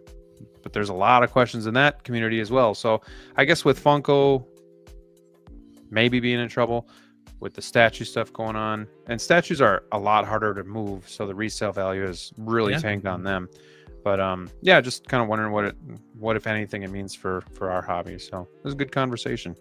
You guys had a lot of really good points, and I think you guys said it well too. Just kind of be careful, buy what you really like and what you want to collect, and collect carefully. Choose to collect, try to collect what you love. Look at that. That's insane. Look what Eric wrote there. That's incredible. That's insane. That's insane. Yeah. That's pretty What does that headless Ned go for? Oh now, yeah, the man? headless Ned was like 3,000 or 4,000 when we were He was collecting. up there. And then the first ever Funko Pop, I think he was really expensive. Yeah. Those are insane numbers. But I do think Hot Toys can still ask themselves what can they do to continue to be more collectible going forward. And I know we've floated out like numbered items, right? If you say it's 2,500, which one do I have of that 2,500 then, right? Like start giving more appeal behind collecting and continue to like learn from places like Funko that they oversaturated, they went ham, and they're out of business. What can we do to make ourselves more collectible going forward? Yeah, just real quick. I mean, Eric and Hammer, you guys seem to know a lot about these Funko values. Because can anybody tell me what the value is of the most expensive Funko today? Is it still in that range, or has it gone down? I'm curious to know if you guys know. Yeah, let us know. We're gonna keep moving because we still got a lot to go to tonight, and yeah, I don't want to be up all night. But speaking of Funko, Mondo, man, we got a pretty cool announcement today. Hammer God says it's definitely down across the board, DLO. But I'm sure it's still like, if something was worth 100,000, I'm sure it's still worth probably like 50, 75. Like it's still headless Ned is still 3,000 on eBay. There's one for 1,500 too, but yeah. But Ben, are you a TMNT fan? Huge fan. Huge. Okay, we're all four pretty big TMNT fans. I know growing up, like playing with toys, I had Batman, Star Wars, and TMNT. And TMNT is what I played with the most. So like if I could have some sort of 1/6 TMNT in the collection, I'm game. And no offense to Mondo, Brick, but I think because what you said about what appealed to you with those Mondo figures that you got were they reminded you of your childhood toys. Like they were more toyish, and I don't mean that negatively, but in a different aspect from Hot Toys, whereas Hot Toys goes after 1/6 like in the realist form, and those were more of like the joints were visible, just kind of plastic molded stuff. So like it didn't appeal to me, but like this looks different because there's more paint applications. It looks more realistic. Like this is definitely something that I could see myself picking up and having like the TMNT turtles in my collection in 1/6 scale. So I'm excited. What are your guys' thoughts on this? Anybody like for sure in? Are we considering it? I know it's not as easy to buy these as like a Hot Toy. Not that those are easy, but different, I should say. Well, I am for sure in. I mean, at 250, sure, you're gonna get the charges from overseas and whatnot, but for 250, all this shit that you get here, oh my gosh, like that's the one thing Mondo does so great is, and I've said this to people online, that Venom figure is the best Venom figure in my collection. It looks the best under the lights. Does it feel the best? Better than 21 inches of Venom? Yeah, it looks better than that. Does it feel better? No. Okay, but it's the best looking. Now the Spider-Man's, that's different, but that Venom is nice, and not only that, but to get 5 head sculpts with that Venom, you know, like sure they're pricey. Everything's pricey these days, right? I'll take that from Ben Thomas's show. I watched your show, Ben. Everything's pricey these days, right? I mean, but this turtle, when I first found out that they were doing turtles, I did a video a while back on what Mondo should do, and TMNT was one of them. And when they teased the turtles, I was pissed. I was like, what is this? This isn't the cartoon. This isn't the look at everything you get. Holy shit. That's a lot, man. There's a lot. Like, 4 head sculpts? this isn't the cartoon. This isn't the 90s movie. You know what I mean? Like, I was kind of like, come on, like, what is this turtle even from?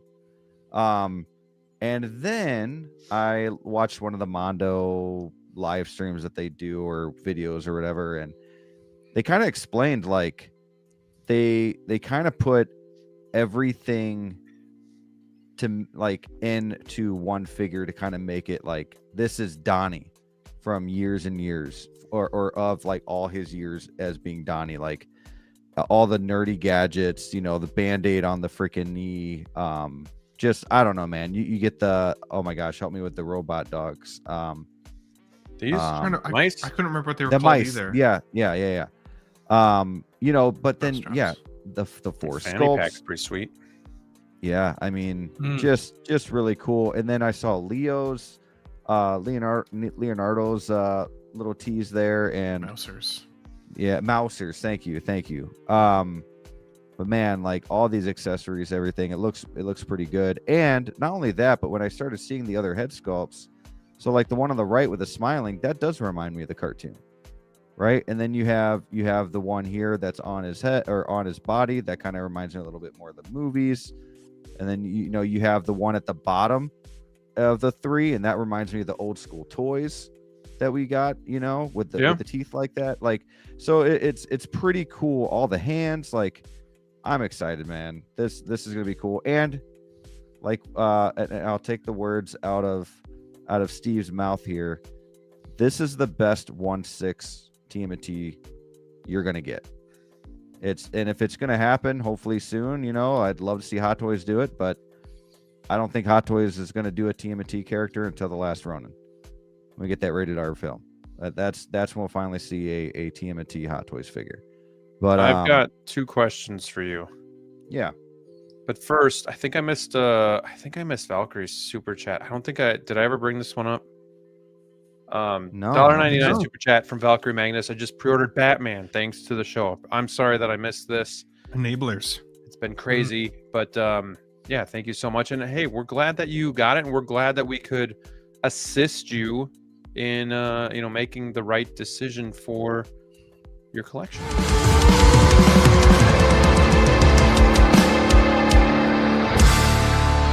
Thank you very fucking much, ladies and gentlemen. Thank you very, very much. Thank you, my friend. Yo. I have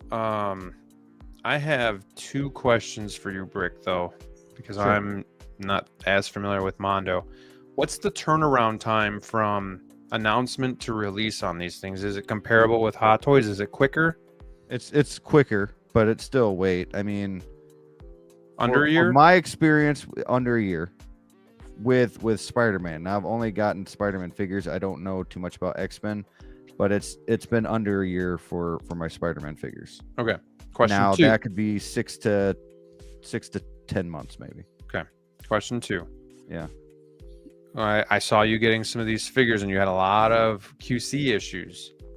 Granted, they take care of you. Yep. They've been really good at that, but have they gotten better with QC issues? Have people been getting things without the issues? I haven't been seeing a lot, like with the Wolverine that just came out. I didn't see a lot of QC issues. I know X-Man's in the chat, correct me if I'm wrong, but I didn't see a lot of QC issues with him. Spider-Man was the big one because of the paint line on his shoulder. Yep. And that really ticked off a lot of Didn't your people. Venom have some issues? But then the black suit Spidey was perfect. The Venom, some of the paint just seemed not smeared, but just like not straight. But I mean it when I say this. When you reach out to Mondo, like, I have a whole other Spider-Man figure, and all I need is to put the other head sculpt out of the 30 that you get with the figure, and then use the other hands, and I have 2 figures now.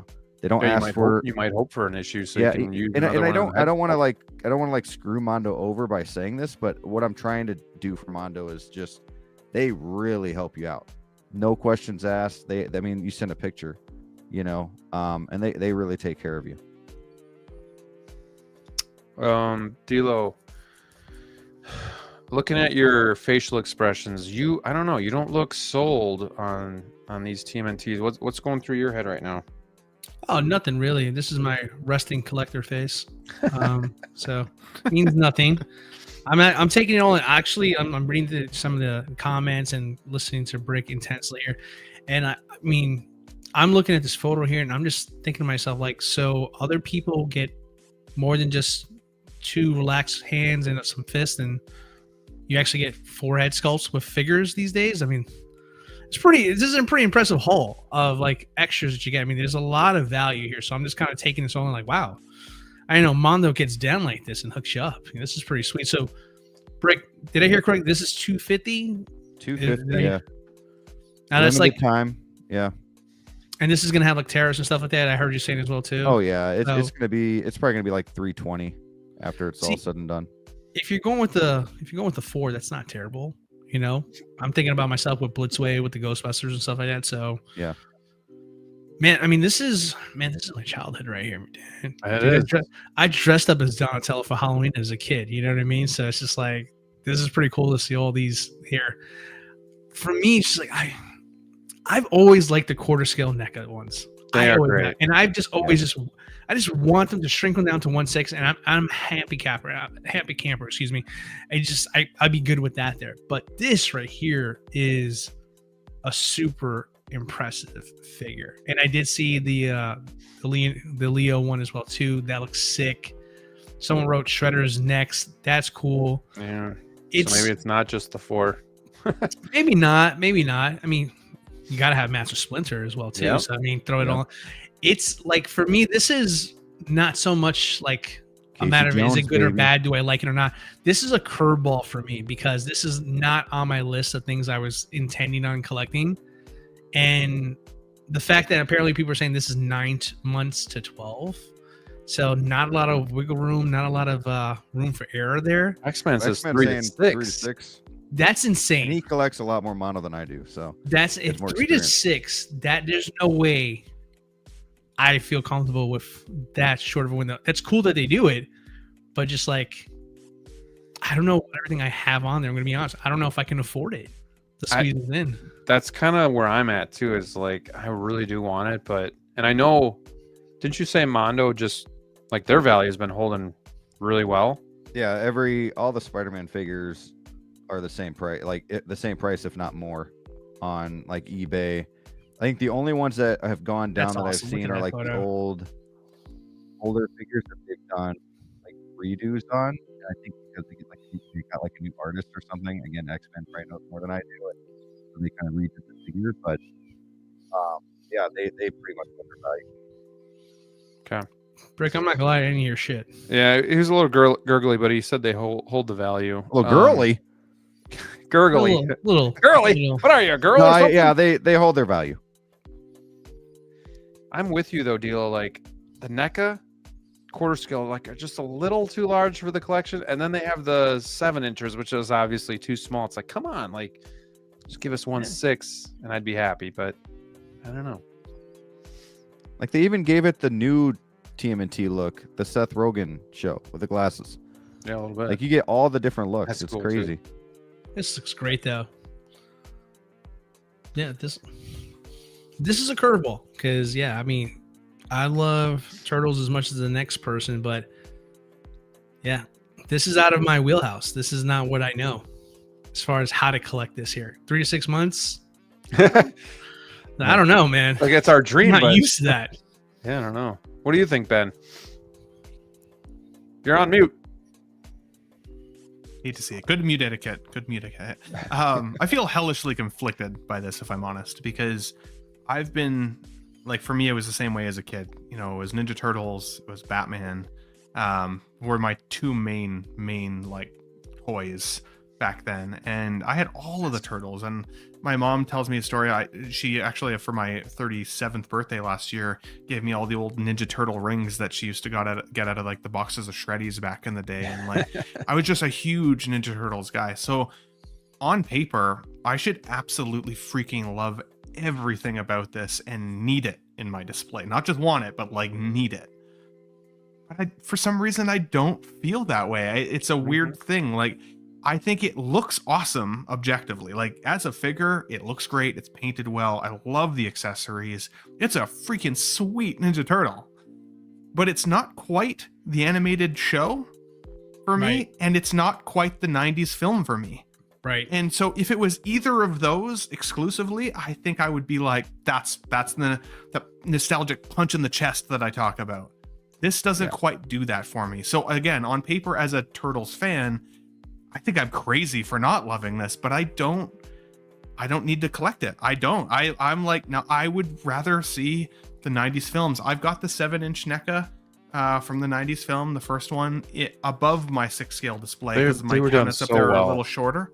They look so freaking good, and if they could bring those into 6-scale, oh my god, like it would be no question. Yeah, why it would be like doesn't it do would be like the 6-scale? Ghostbusters. Yeah, it would be like the Ghostbusters for me. I'd be all in on a 4-pack with some special accessories, but I don't need this. But on the other hand, in terms of collecting and for collecting community, there are so many people that I'm seeing in the chat that are excited about this, and that does get me excited, if I'm honest. Just seeing the collecting community be like, hell yeah, this is awesome. Dopo, day one, like I'm getting this. And like, I can't wait to see photos. I can't wait to see this in other people's displays. That's the thing that I like about collection tours. Like you guys recently did some collection tours. I like seeing collection tours because that's when we don't all have the same display, and it gives you a reason to watch some of those tours, right? And shop around. So this is, as of right now, a skip.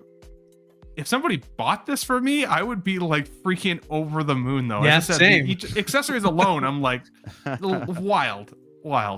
But I gotta tell myself no when it's not the nostalgic punch in the chest that I need. Are you trying to in order to ask open us the to wall. buy you one here? I mean, if you want, I mean, Wolfpack guest, you know, Planted some like- seeds Right, there. there you go. Yeah. yeah, try it. But So yeah, I mean, it's just one of those things where it's just like I feel I couldn't agree with you more, Ben. Like I love so much about this, but at the same time, I'm not sure if it's the one for me per se. Because like you said, like yeah, it was the 90s or cartoons.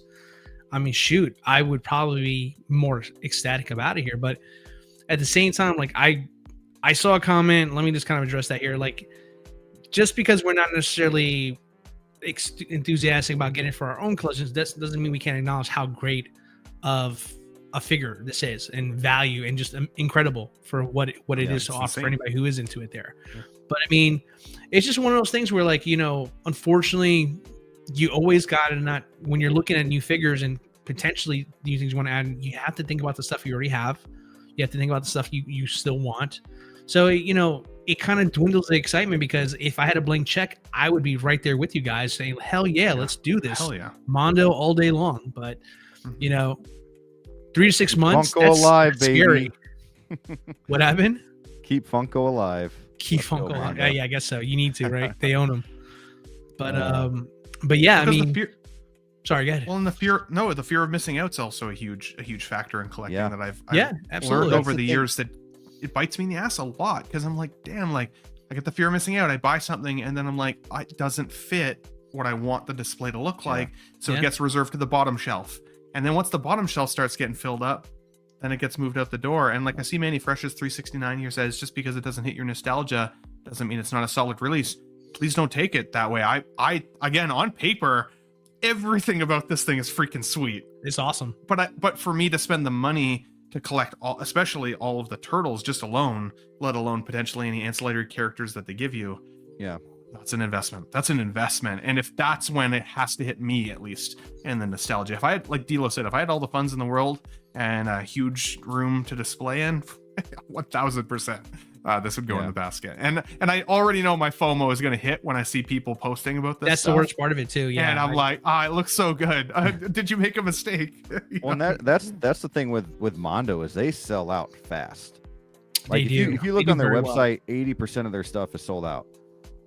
And like I don't know, Spider-Man was up there for like 3 hours. The black suit was up there for like a day.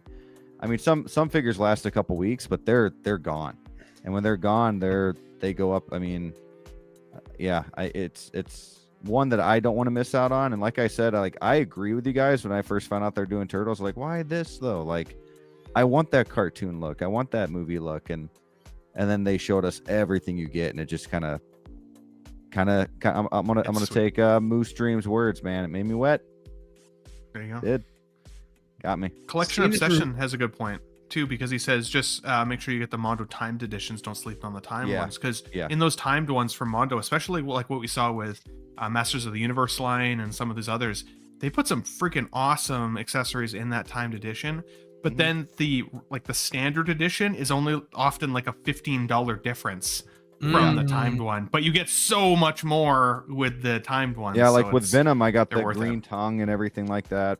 Yeah, I think with Spider-Man, you got the Green Goblin mask. It's like, yeah, you want that stuff.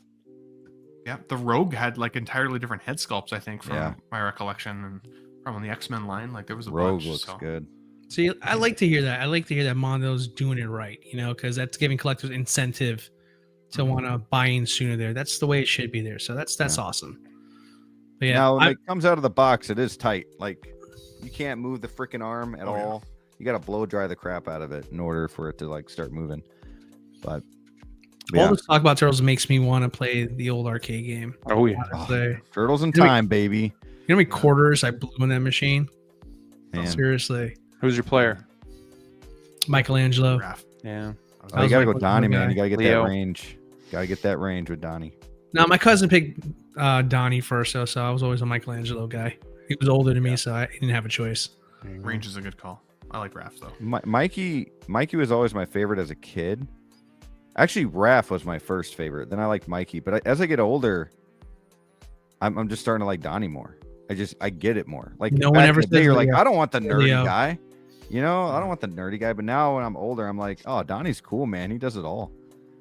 So yeah, I was Donatello for Halloween because all the Michelangelo costumes were taken. So I was saddled with that. Dude, everybody loved Mikey. Oh, Everybody They loves said like Mikey. purple looks good on you or something. You know, you could have gone that direction. But... I mean, as a kid, all you can think is like your parents don't love you because they got you the wrong costume. But to the wrong call. yeah. because I got you I the said wrong that- costume there. I had that same Purple. story because I had a Batman costume, and my mom made me wear a winter coat on top of my Batman outfit. Yeah. for Oh, Halloween. come And I was like, on. Batman doesn't wear a winter coat. He's not cold. That man doesn't wear a parka. that's What's the wrong worst with you? about having Halloween in the north is like your Mm. costume gets covered up by your winter coat sometimes. Yeah, Yep. I'm with X-Men there. Like Mikey was my favorite as a kid too, but as I got older, yeah, I'm more of a Ralph guy now. Like I get it. Yeah. I get Ralph more now. So Raph, I should say. Ralph, not Ralph. Yeah. I don't know why I said Ralph. Ralphie. It's 11:22 on the East Coast here, and LPL. All right. I'm 3 coffees in. Let's keep moving because we got a couple things we're gonna finish off with Predator, but man, we're gonna have to, I guess, keep us all in the loop here, Brick, on what the timetable is for pre-order. November on this. 18th.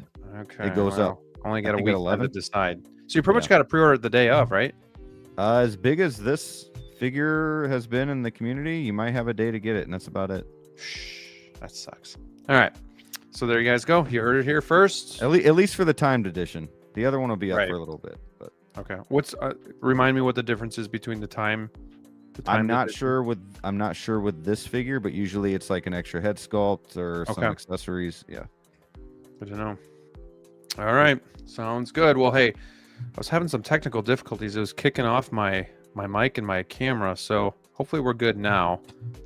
I'm gonna try. Nice X-Men. Bring this again. I guess they're doing Donnie different. You have 10 days no matter what. Okay, That's well good. that's cool. That's cool. Yep, Tuesday for sure. All right, we'll see what happens. Okay, let's talk some Predator, some Badlands. We'll try to keep it spoiler free, but we got the tease late last week, something like that, and I was actually surprised that they're going to give us the synthetic human on the back. It's going to be pretty cool.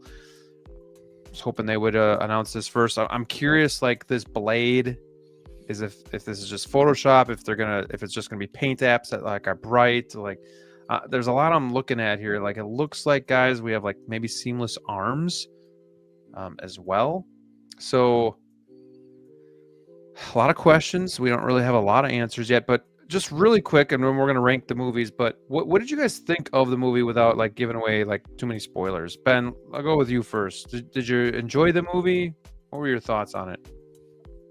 Yeah, it was interesting. I really did enjoy it quite a bit. It was in Trachtenberg. He gave us Prey, and he gave us the animated Predator movie as well. I really enjoyed both of those for what they were. This definitely had a different feel to it. I know people were worried about it being kind of Disney-fied, right? You know, if Disney's doing it, we're not going to see any blood. We're certainly not going to see any gore, none of those things. And without spoiling, I mean, there was a ton of violence in this movie. There was no lack there. But it was Disney-fied in a lot of ways, right? I mean, there was the companion being the synthetic, kind of like the donkey character, right? Somewhat the comic relief, somewhat the companion. And, you know, he's got the underdog story, which we see a lot in Disney films, right? The coming up from being the underdog to the hero. And I know a lot of folks felt like it was, you know, off-putting that a Predator, which by nature of their design and character from all of our past iterations was the bad guy, for him to be, you know, the protagonist, that feels weird. But in a lot of ways, without spoiling anything in the film, like, he's still kind of a dick throughout the movie. It's just, and he still is very much a predator. It's just he uses, you know, the surrounding environment and characters in the movie to help him achieve his trophy, right? So I think they gave us great world building. I think they gave us great characters. I was rooting for this character. I felt like his character motivations were strong. The world in which he gets planted on for his trophy, everything was like eye candy. Like the CGI was like top notch. One of my favorite things to do in the film, and I'm excited to do on the replay, on the rewatch, is to watch the background a little bit more just to see what I missed in the background. You know, there's mountains with creatures dangling off them and stuff that you see in the trailer. So I liked the girl in here, Elle Fanning. I thought she was fantastic. And some of her storyline was fun. And then, you know, if you want, like, should we talk figure, or do you want to wait on the figure? Yeah, let's talk figure on the film. Well, let me get these guys' thoughts on the film, on then let's go to the figure. Rick, how about you? 100%.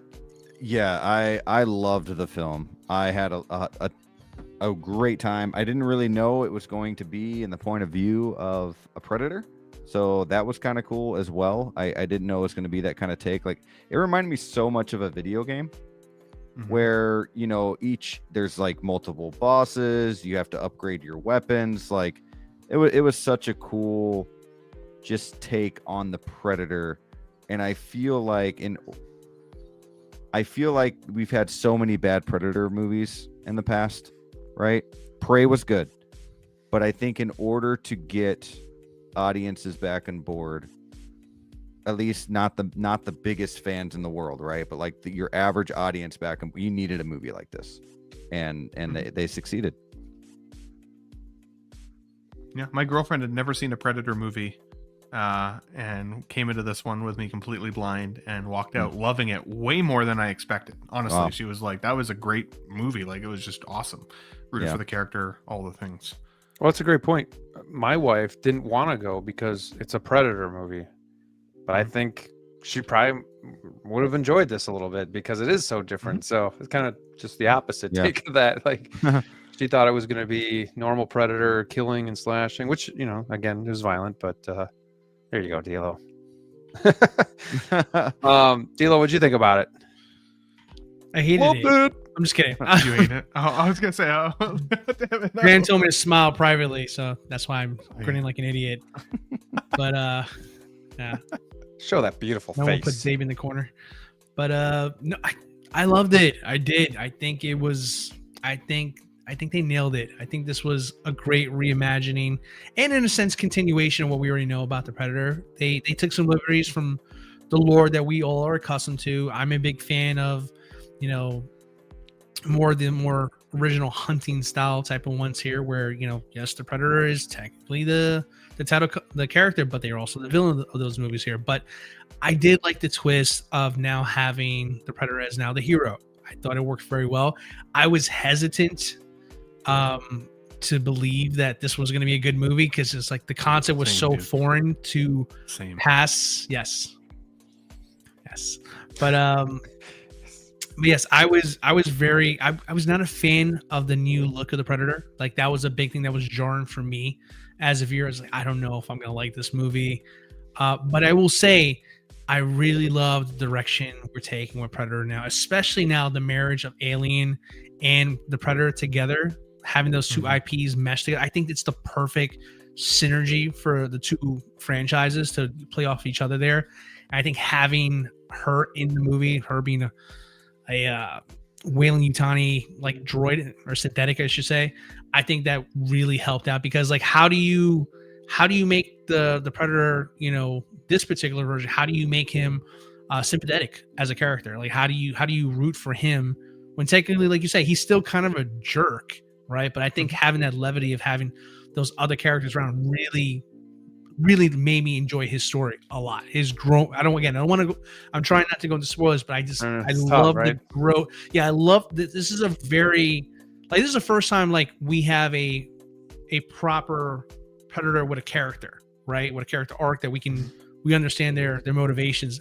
I just thought they did such a hell of a good job of making him like kind of a jerk, like Ben says, but still you want to root for him. You want to see him win this here, because you know it's like he's against some really tough challenges based off of his his species, I guess you want to call it there. So overall, I just think the fact that it was PG-13, I didn't like that, but it made sense for the story, and it did not hold back when it came to the action. I thought it was phenomenal. Story was probably the best story I've seen from Predators movie in a long, long time. And like, this would be like the first one I would actually love to see a sequel to, specifically this character in Dex. So yeah, overall, I just think that they knocked it out the park. There's some minor things here and there, but again, I don't want to go into spoilers there, but I think Predator is in good hands now. I think we're going to start getting some really good movies moving forward. And honestly, Hot Toys announced it already. What? Did they just announce it? Just right now? Don't mess with me, Connor. Keep going, DLO. I'll do some reconnaissance. Oh, I agree with you, DLO. I had said on Let's Get Nuts on Sunday that and I got some flashback from my panelists on this, so like I'm cool with it. Like people are very split feeling on this. I kind of liked that because they gave us a little bit of a story. It made me even think about the other Predator movies on the list that we're going to talk about later today, and wonder like what those Predators' motivations truly were, other than just being a predator, right? Just killing for the sake of sport. What were those characters like, right? We don't really get to know them other than the fact that they're top predators. But even still, like in those Predator movies, you know, they're hunting humans with camouflage technology and all the different gadgets and all the stuff. And you know, right from the trailer on this one, like it shows the deck gets stripped down pretty quick. He doesn't have a lot going on. He's got to really figure this place out to be the predator of this planet. And I'm like, they do a good job. I was bought in. And it made me think more about those other films in terms of those characters that we really got nothing on.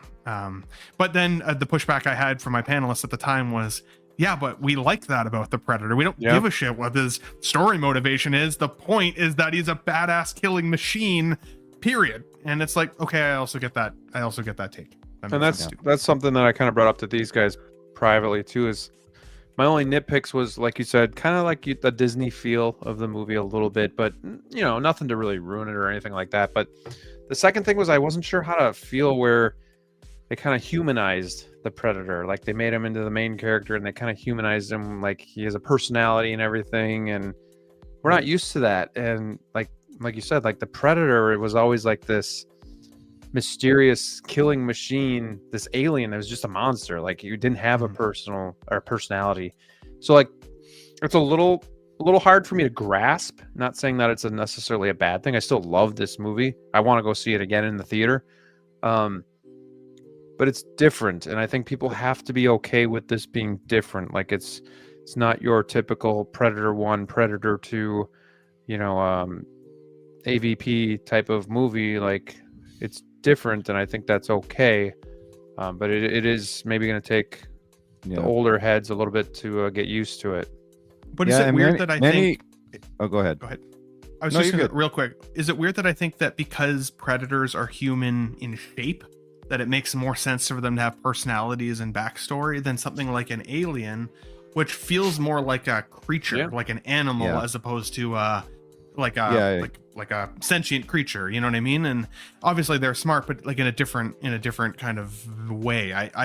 It made more sense to me because predators come with technology. They come in spaceships. Clearly they need to have engineers. Clearly they need to have infrastructure. They talk to each other. There has to be communication. Like it didn't make sense to me that they never really touched on that before. This almost helped with that. Me, but well, and Manny Fresh makes a good point in the comments too. Like comic books have always had like this kind of vibe. But the good news is in this movie, it shows that those predators still exist. Right? Yep. This is a runt in the family. Spoiler. That's not spoiler. That's not also there's so many different groups of predators or packs, different or whatever you tribes. want to call them. Tribes. Thank you. So like it's all there. Races. Even? This is also the furthest in the time period too. So this is like what 400 years after Predator or something like that. So like there's a so they did like a new timeline of like the Predator and learn how to talk sagas. in 400 years, man. And this is the furthest we've gone into that timeline now. All right. Yeah. So this happens right after the last Alien movie we got last year. What do we think about the figure? Granted, we haven't seen much. I know he's coming with the armor. I want him without the mask and stuff. That's probably how I'm going to display mine. My question for you guys, though, are you worried about Elle Fanning's accessory likeness? I was going to say likeness. Yeah, like 100%. Whenever we get like something that's not the focal point, like Einstein or the alien cat or Crypto, they don't always put the amount of time into it. Like I'm hoping, like, do we think she'll be an upper torso that's fully articulated with moving eyes and all that stuff? Like what are you guys thinking we're gonna get here? I say yes. Like this will be almost like a 2-pack. Yes, I feel like this will be a surprisingly detailed accessory because, thank you, without giving spoilers, she's not going to always look like this, right? And knowing what Hot Toys likes to do, I mean, if they're going to put in the money to make this look great for Deck's character and his figure, which she comes with, I wouldn't be surprised if they make a specific figure solely of hers and using that head sculpt again. That's what I kind of thought too, but then I wasn't sure. Like, will they go all out and actually give us that figure? Well, if they do, it will not be announced because think of the way they did Deadpool and Wolverine, right? They immediately announced Deadpool, they immediately announced Wolverine. They even did a little bit of like, Lady Pool and Kid Pool, right? Just because that was like what they knew about the movie at the time. But then once the cameos became a thing and that was public information, Hot Toys found out more about that. They went back to the line and saw how well the movie did, and they decided to continue the line even further. So now we have Blade. Now we have what was it? What's the other one that came X-23? out? X-23. Yes, X-23 was the other one here, and even Captain America or Johnny Storm, I guess, technically. So I mean, it's not to say that like, oh, this is for sure gonna come. They're gonna do a second one, but I think with the success of the box office for Predator, I think there's a good chance, since Hot Toys doesn't have a lot of ideas right now, let's be frank, they can easily go back to this and say, hey, let's do a standalone figure for her character as well, and some characters that again will remain nameless for the sake of keeping the spoiler free, but there's definitely room for them to continue with this line, not to mention all the Predators that you've seen in the trailer. That would be fantastic too. So so I have high hopes on that one. What do you think, Brick? Yeah, I would love to see. Oh well, with the figure on the back, I don't know. I'm kind of looking at the wrist. I don't see any joints there. I doubt that she would be a seamless body as well. I don't know. She might be somewhat articulated. I think she's gonna look fine. And if she doesn't, then I'll just have it to where she's facing the back and you can kind of see her body on him. That's what I thought maybe Hot Toys would think you or would hope you would do, so they wouldn't put as much work into it too. So that's what I was wondering. Yeah. I guess we'll see. I'm excited that she's coming with the figure. Yeah. It's going to be like unlike any other. I mean, we know Predator figures are massive. So to have this guy with her on his back and possibly another friendly accessory to go with this as well. And then with this weapon, I do think this blade is going to light up. So Oh, like a lightsaber or Come on, something? DLO. It'll light like halfway. Yeah, man. About halfway. Yeah, halfway. Leave the. Oh man, but I'm with you, Graham. I would want mask off as well, and I hope it comes with plenty of accessories without saying anything. Yeah, Need them. Need them. It's hard to talk about this without giving spoilers. Yeah, I know it is. It really is. I will say it is. I mean, well, just with the prototype of the feral predator, they came with a seamless torso. So now it looks like they're going seamless arms. So that might be why. Go ahead. I'm so sorry. No. Gosh, no, bro. you're good, I was gonna say, like, that might be why it's taking them so long to fully announce this figure, because they are told to give it like a week or something for people to see it without getting all those accessories. Actually, I really like that take, dude, because depending on the accessories that come with this, that could spoil the movie, right? So that's why it is so hard to talk about.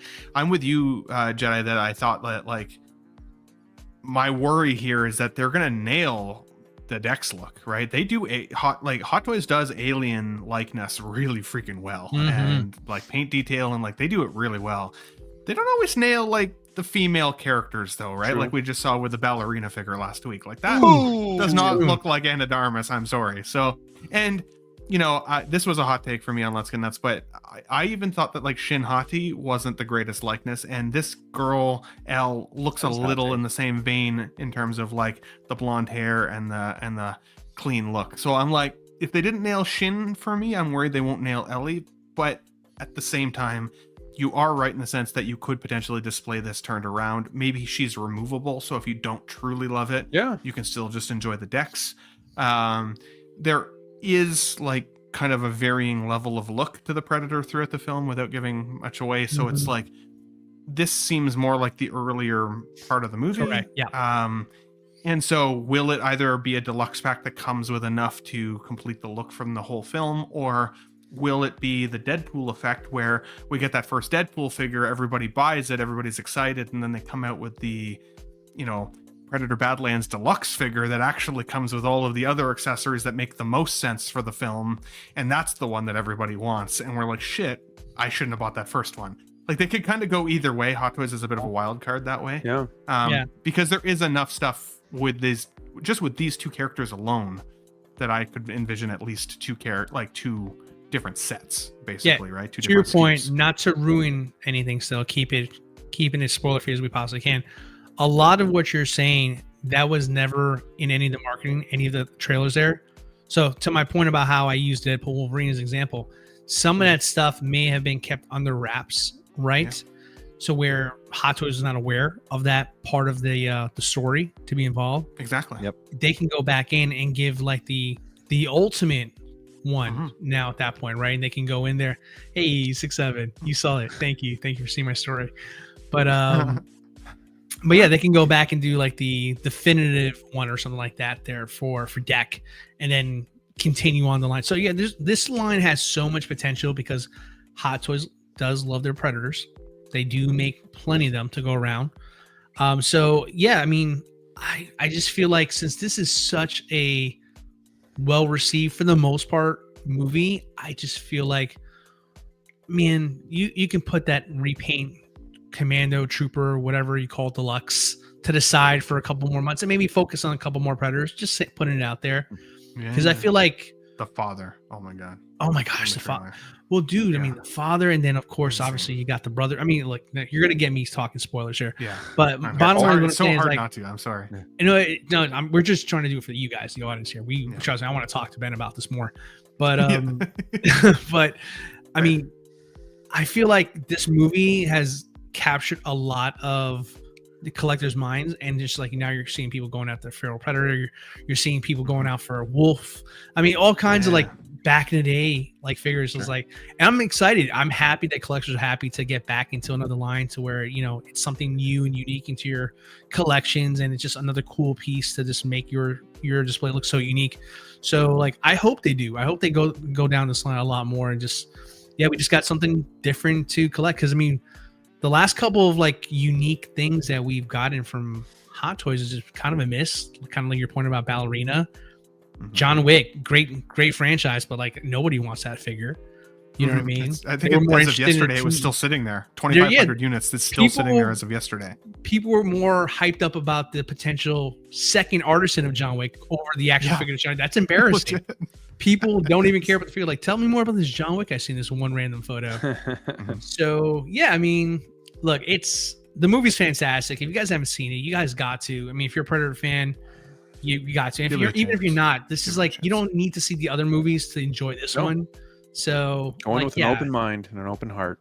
Yeah, go for it. It's great. One last thing that is in the trailers that I do hope L does come with, though, is either swappable eyes or rotatable eyes. So you can see the Weyland-Yutani logo on the eyes. That's such a cool idea. Anakin comes with the swap out eyes. That would be cool to plug those in and make her look like the powered off version of herself. So that could be cool. That's a good call. I love that idea. Just a yes or no from each of you. Do you think we get the surprise companion with this? DLO. Yes. I'm going to say no. Stay tuned for the next one. Ben says yes. I think yes. If we don't get a next one, I think it has to come with this. Correct. Yes, because it comes with all the other toy companies. I'm going to say no just because it's the Hot Toys thing. To not give you... We don't believe in you, Hot Toys. We don't believe in finishing anything off. No. So. Fair. Yeah. All right. Well, hey, dude, like, I'm glad you guys love the movie. Will it be enough to make it any of your favorite movie of the Predator line? We'll see. Because we're going to finish off the show with the ranking. He was so derpy looking. He was so derpy looking. I was like, that was the one piece that almost took me out of it, but then he was still cool. So then I was okay with it. But, yeah, it took me a little bit of getting used to as well for him, but it worked. Super expressive though. The CGI face that they used overlay to give him expression. Great work. Was wild. It was wild. All right, let me move this. So we're gonna finish off. Jedi Pulse. While you pull that up, this is that 3D print that I was telling you about. Oh yeah, that is looks so good. Wow. Right? That's good. 3D print just painted for me, but in behind Boba, it's perfect. Yeah. So I got it for like $150 or $110 or whatever painted. That was cool. And if we use coupon code Ben Thomas Show, another 20% off. Mike's _ Adventure World. Just Mike, call your buddy up. Okay. All right, guys. So we are going to rank our live action. So Ben, I didn't put the animated one in. Oh, you didn't? Okay. Just because it's not live action and we haven't seen it yet. DLO, you've seen it, right? I've seen it. You guys should have saw it by now. I've only seen the first part. Same director as Prey and Badlands. Yep. So I thought it would have to make the list for you, but that's cool. That's cool. It better be cool, Ben. Better be cool. There was one part of the story that I didn't love as much. Two-thirds of the story I really loved. I need to watch it. I will watch it within the next I think I know week. what you mean. All right. You need to see it just for the ending alone. Just as, like, it's setting up the future for Predator. So definitely. Just saying, it's pretty sweet. All right. So, as you guys have probably seen in the past, we start with our least favorite and we go to number 1. So, pretty unanimous across the board except for me, but everybody has The Predator as the worst Predator live action movie. I have Alien vs. Predator Requiem, and to tell you the truth, it's probably because I've never seen the whole thing all the way through. But I know it gets a bad rap as well, but so does The Predator. Like, you guys remember when that film came out and we like had so much hope, and then we saw it and we're like, what the shit is this? Like, such a terrible movie. The bald Predator dogs.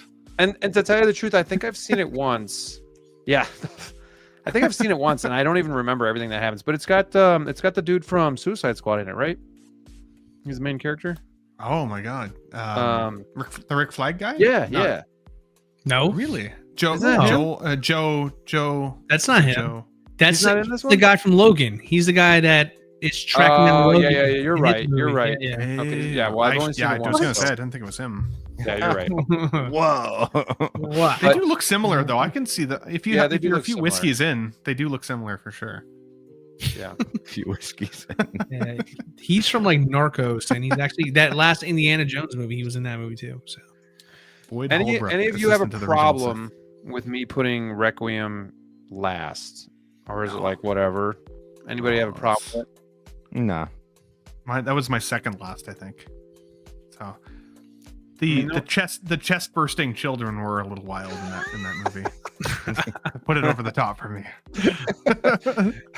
All right, let's move on. Let's see if it gets spicier here a little bit. All right, so not too many surprises here. So you guys all have Alien vs Predator Requiem, and I have The Predator. So we just kind of flip flop a little bit, but I think most of the mass audiences would say these are probably the two weakest in the franchise. So if anybody says Predators, I will disown you and kick you out of my chat. I'm just kidding. Wow. It's hardcore, honestly. Do you guys anything you like or dislike about either of these two movies so far? DLO, you got anything? I know you said Requiem kind of has like a sweet spot. And well, it's soft spot. I wouldn't say soft sweet. spot. Yeah, sweet's a little too flattering. Yeah, I don't know. I just kind of, I don't know. I kind of digged it. I mean, I'm apologist for it. It's not the greatest, I will admit, but I didn't think it was terrible. The Predator was terrible. It was bad. That was all bad. Everything about it. Yeah. Especially the ending. That's my new suit. I was gonna throw the remote at the TV. I hated that so much. And you know what? I'm the most disappointed with that one too, because you have the director. I forget his name, Shane something. I can't think of the last name right now, but the director was actually Shane Black, isn't it? Yeah, Shane Black. Thank you. And he was he was in the original Predator movie. So you think, oh man, we're in good hands. Wow. This guy knows his stuff, and he literally made the worst one. Yeah. The Well, worst one. and after so many years, and they reboot it, and you're like, oh man, it's back, and it's just like, oh my god, like is this really where the franchise is at now? It was bad. I mean, for me, AVP Requiem, that was the introduction, I think, of Predator Wolf. Yep. And he was really cool. Like that for me was the standout part of that movie. The downfall of that film was that it was so freaking poorly lit. It was so dark. Yeah, you couldn't dude, see Yeah, half of what was going on. I thought it was a TV setting that I had. I was like, what is happening? Yeah. It's horrible. It is really dark. It really is. But Predator Wolf was the sweet spot of that movie for me, and the Pred Alien hybrid was kind of a cool That was cool. Yeah, that was idea as well. So I just love the part where like the romantic interest gets like through the wall, sliced because he throws his like katana sai, whatever you want to call it. There, dude, it's just like that's pretty funny. Yeah, I know that's some not of the that's not action meant was to be a pretty joke, good. but I thought that was pretty funny. Yeah. fair. The gore level in Requiem was also quite a bit higher. Like Yeah, it was. It was. That's what. Yeah. They really some they of amped it the up. some of the action was pretty good, but yeah, you're right. We had a lot of It that was dark. high like 05 like blood and guts there for like no reason, just cause we could do it Right. back then. Oh, that's what I said about the children with bursting aliens out of their chests. It's like, oh, my It's like, gosh. oh, okay. The We shit went you didn't know there. you needed to see, but yeah, they went there. Enjoy early 2000s, ladies and gentlemen. Oh, That's yeah. what you're getting with this movie. Get away with everything. So my web browser keeps losing connection with my mic, and it keeps kicking me off. So if it happens again, I'll just come back. But just FYI, guys, let's keep it going. Let's keep it going. Okay, we're getting a little bit. Oh, Brick, you and I are friends. Let's Wow. go. Okay, we a little change there. Predators. You guys think Predators is that bad? No, I don't think it's bad. I just Yeah. Yeah. I don't think it's bad. I just think that the movies that come next are better. Yeah. There you go. Hmm. All right. Yeah, I mean, I think Lawrence Fishburne was the best part of that whole film. Yeah. I rewatched it recently. He was the standout. Everybody else, it was a stacked cast in that movie. Yeah. But the majority of the stacked cast barely got any screen time, and it focused on characters of the team that I was like less interested in seeing, if I'm honest. So on paper, again, for me, that movie should have done so much better, but it was just it was a little flat. It was a little boring. I wanted to like it more. I tried. Jedi said it had a soft place in his heart, and I was like, I better give it some more love then. I rewatched it this week, and I was like, no, I feel pretty much the same, other than Lawrence Fishburne was a standout. This has cemented how I feel. Sorry, Jedi. I actually had a lot I of think fun the with biggest Predators. surprise here is Predator 2 being so low. Yeah, I think that's the biggest For surprise. DLO, yeah. I'm surprised curious about that why you guys disagree. Please enlighten me. Why is Predator 2 such a thrilling piece of cinema? I don't think it's. I think Go ahead. it didn't do well, but then I think like the lore of the Predators and stuff, like when you learned about the Yautja and you saw the spaceship and you saw the Easter eggs and all the different Predators, like I think then it became more of like a fond memory for people. But I think initially it wasn't really welcomed by the fandom, but I think it kind of grew on people. I don't think it's amazing, but I don't know if I have it too much higher, to be honest. I mean, don't know, 6 just seems low. Like it seems shelved to be the better than franchise Alien for versus Predator. decades. AVP at 6 is wild too, though. That first AVP was a lot of fun. It was fun, but it wasn't great. Like it wasn't a good movie. But hold on, like I mean, I will. So you're saying the ending justifies the entire movie? Because I rewatched every single one before I saw Badlands, and like, oh, you did? That's impressive. yeah, I watched every single because I was so excited. I saw Badlands yesterday, so I had time to like really just movie marathon the whole thing, and like Predator 2 is wild. It's such a very 90s movie, and I was telling you guys when I was watching, is like okay, LA in this movie can be a stand-in for Detroit for RoboCop. Like it's pretty much the same exact city. It's wild. That's I mean, true. same kind of criminals and everything. Like, man, Downtown Detroit. you can just get a rocket launcher anywhere for no reason, whatever. But I mean, yeah, it's They're floating crazy in the hallways, glowing. In a dude, way, but like it's so wild though too, because like the beginning is so nuts, because like I don't know if you guys remember how it starts, but like you got this gang, they're trying to, like, Danny Glover's character is trying to, like, you know, get to all those guys. They go to like their armory right inside the building, and like they're like loading up their guns, and they just take like a handful of powder and just right in their noses, and this is like like they're all like all like jacked up, and like this is like 10 minutes into this movie. I was like, I don't remember this movie starting this way, but like legit, they just like grab a whole bunch of dust in their faces, and they like load up their rocket launchers and AKs, and like, we're ready to kill people. We're gonna go crazy. We're gonna go crazy. Kill everybody. City Hunter was okay. badass. Predator was such a 90s movie. So it was fun. It was actually funny to me. Mila Pelli's has a good point. The first half, oof. Yes. Predator 2 Thank you. is legitimately That was I was going to say the last 40 minutes of that movie saved it for me. Predator 2, the last 40 minutes of it saves it. You get to see the trophy wall, which is also really cool for the first time. Yes. Yeah. Seeing the Predator in like an urban setting versus the jungle setting was also like that was cool. So I like like that. there was cool, but you have to get through that first like hour, which is like D-Lo is explaining, like that part doesn't hold up if I'm honest. So the Elder mine Predator isn't much higher on the list either. Yeah, the Elder Predator is like one of my favorite Predators, and then the lore behind that, the story behind that. So like seeing him with the pistol and everything, I thought that was a really fun part for me too. So maybe that's what, you know, puts it up just a little bit higher for me. Is that the pistol that harkens back to Prey being kind of the Easter egg in Prey? Yeah, so Prey kind of changed it though, because in the comic, the pistol is from a Predator that comes to a pirate ship where these guys just stole from a church, and the captain wants to give it back, and the shipmates or whatever, they don't. So then they turn on the captain, and then they're all fighting, and the Predator steps in, and they wind up fighting back to back, and then everybody's dead except for those two, and they basically turn to each other and like, now it's time for us to duel. And basically I think the Predator, you know, bests him, and he gives him his gun as like the trophy, and that's kind of where he got the gun from. So I'm not really sure. I think Prey kind of rewrote that in. Yeah, they kind of reinvented that. So makes sense.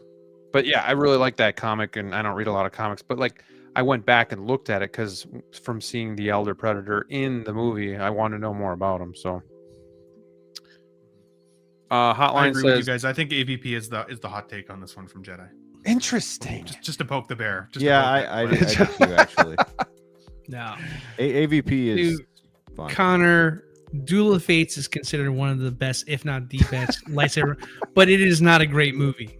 You can have parts that you like, but it Dude, doesn't. don't get me started on Phantom Menace. You don't want to do that, D-Lo. Yaucha. I poked the bear on purpose. I could have used any other example. Good I movie. chose that one. It's I a wanna top see five. Turn. It's a top 5 Star Wars movie. I want to see if it's possible you can turn any more red. That's what I want to. You want to keep poking fun at You're this getting camera darker. right He's not As red. the show has gone now? on, My camera. as this stream has You gone wanna on, talk you've about got to the camera? significantly red. I'm concerned for you now. Like I don't He's know if I thinking should about call somebody. Caesar. It does look like Yeah, a medical right. emergency. He's got Caesar on You know his desk right now, Fine, just with the head, fine. just staring at it. Appreciate it. What's up, Big Rib? Appreciate you. Big weep. All right, Go let's back move to it our on here. Camera. Appreciate it, Let's go, guys. next one. All right, so Ben and I don't have Predator too much higher here. Oh, and look, you guys have AVP one ahead of me. Oh God, it's so terrible what I did. Look at you all, hypocrites. Looks like a cartoon character would eat something spicy. It's his personality because Brick is spicy. Yeah, I am. I got no issues here. Anybody want to talk about any reason why they have the listing where they do? Well, Brick, Yeah, what I do think you think? AVP is better than Predators. I think AVP is a lot more fun. I mean, this movie came out. I think I was in 8th grade or a freshman in high school, and to see an Alien versus Predator, the beginning's slow as hell. I will say that, but man, it really just gets a lot of fun. The ending there when you see the Predator burst out on the spaceship like that, that was to me, that's a classic movie. That's a big deal. You know, it's not top 3 or anything, but it deserves to be in the top 5. Top 5 Predator movies. Bringing in these worlds, combining these worlds together is a big deal to me. Okay. Yeah, I kind of agree with that. They're just kind of like, I mean, we're seeing like how well Alien versus Predator today from Badlands is just kind of working together here. I think this was during those weird times when everything became a versus movie, like Freddy versus Jason came out as well too. So everybody was just like, hell, let's try it out. But I think overall, I think the story was really cool. How they, the Predators use the aliens as, part of their trials to see if they can be part of the clan. I thought that was a really cool concept. So, and then like Brick said, I think the ending was fantastic as well too. To really drive AVP Requiem was going to be amazing, and it wasn't. Yeah. That's another story for another day. But I think overall, like as a call it basically a test to see if it can work, I think it worked pretty well. So I like that one.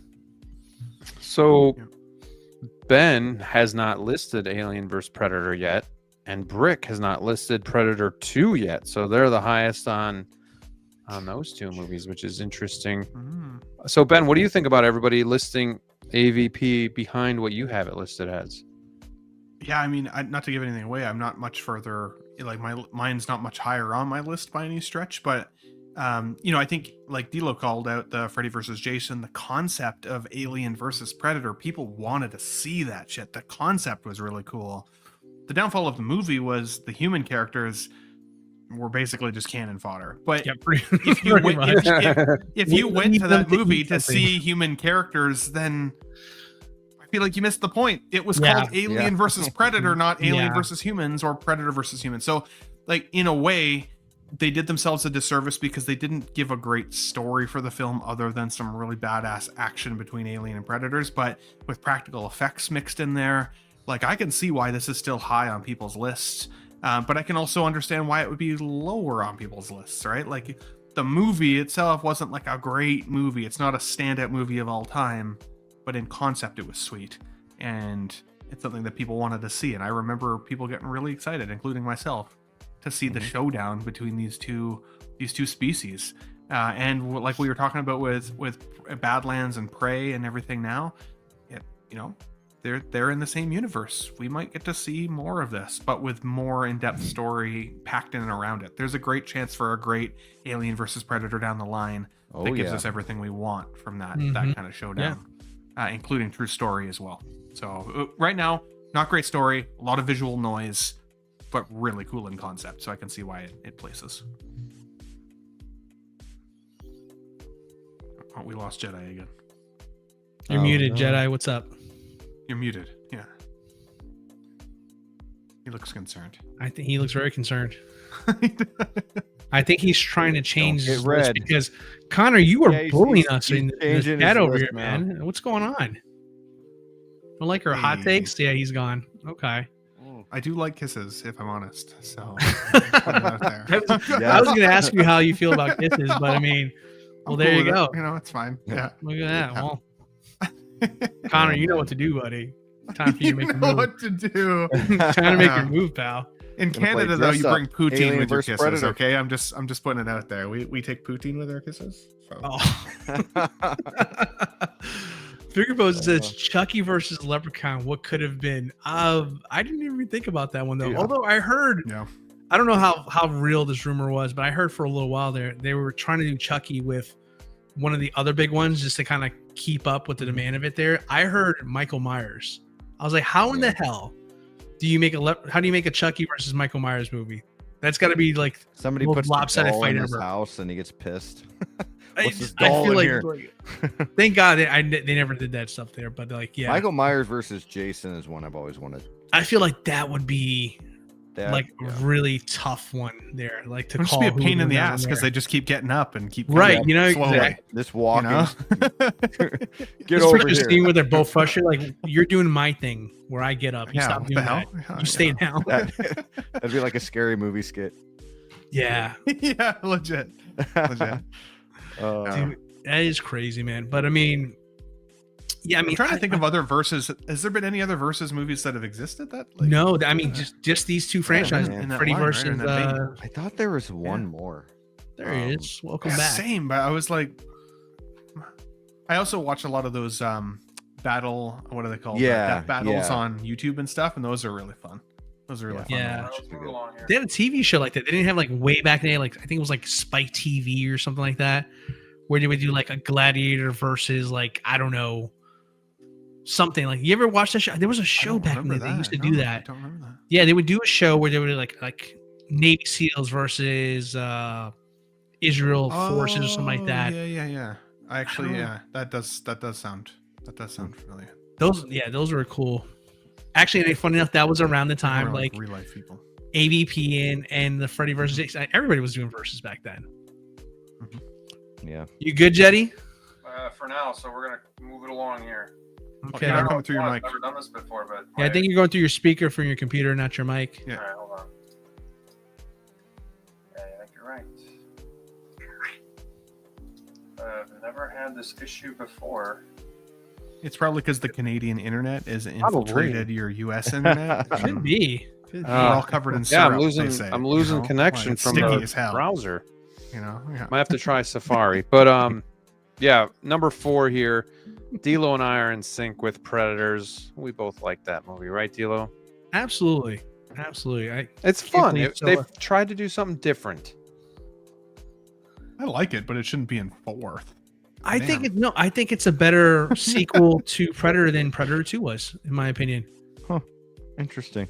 I mean, the concept is pretty cool if you think about it. That's a hot take. I agree with Ben when he was talking about that city vibe. Like to go from the jungle to the city was badass. I think Predators is a lot of fun. But if you really think about it, it's a rehash of the same plot. It's just in a different environment, you know. So it's not necessarily anything to write home about. In Predators, at least they tried something different where they took these people hostage, put them on this island, and then this predator hunter has to fight them there. And then, by the way, and then Adrian Brody still covers himself in mud and lights a fire, just like Arnold Schwarzenegger did from the first film. Nostalgic, but the other one's rehash. the same thing. You can't talk rehash on Predator 2. Touche. Hey, Adrian Brody had a couple more months in the gym. He was a little scrawny for that moment there, but he tried his best, damn it. He tried his best. No, I just didn't believe his dickhead look either. Like he was really trying to be like that jerk character, and he's just got such a likable face that I'm like, it's just, I don't know. I didn't do it. That's a likable face you there. I want to punch that face, especially that noggin of his over there. Timo Christian Bale. Gosh. No, one of my favorite parts in that movie, though, I will say it's the Yakuza guy. When he does that one-on-one fight with, I think that was cool. Was it Falcon? Was it the Falcon Predator, or I can't remember which one it was, but like that was cool. I instantly wanted a Predator movie like based in like feudal Japan or something like that. Yeah. That would have been cool. Are you getting that Samurai Predator, by the way? I want all these Predators, but in my head is like, do I really need to do it? Like, You don't. because I love Prey. Spoiler, it's coming up soon, but Oh, right. yeah, I just don't know if I want to like collect that many Predators. Because they're all so cool. It's like, how do you pick one? But I'm trying to stick to just one. Will anybody have Prey or Badlands at number 1? That's the question. That's the question. We're about to enter top 3. Let's see. Anybody have Predator number 3? Ooh. Wow. Okay. Wow. Brick with Prey at number 3. He's hyped. I think he might have Badlands number 1. He's definitely gonna have it number 1. Recency bias, buddy.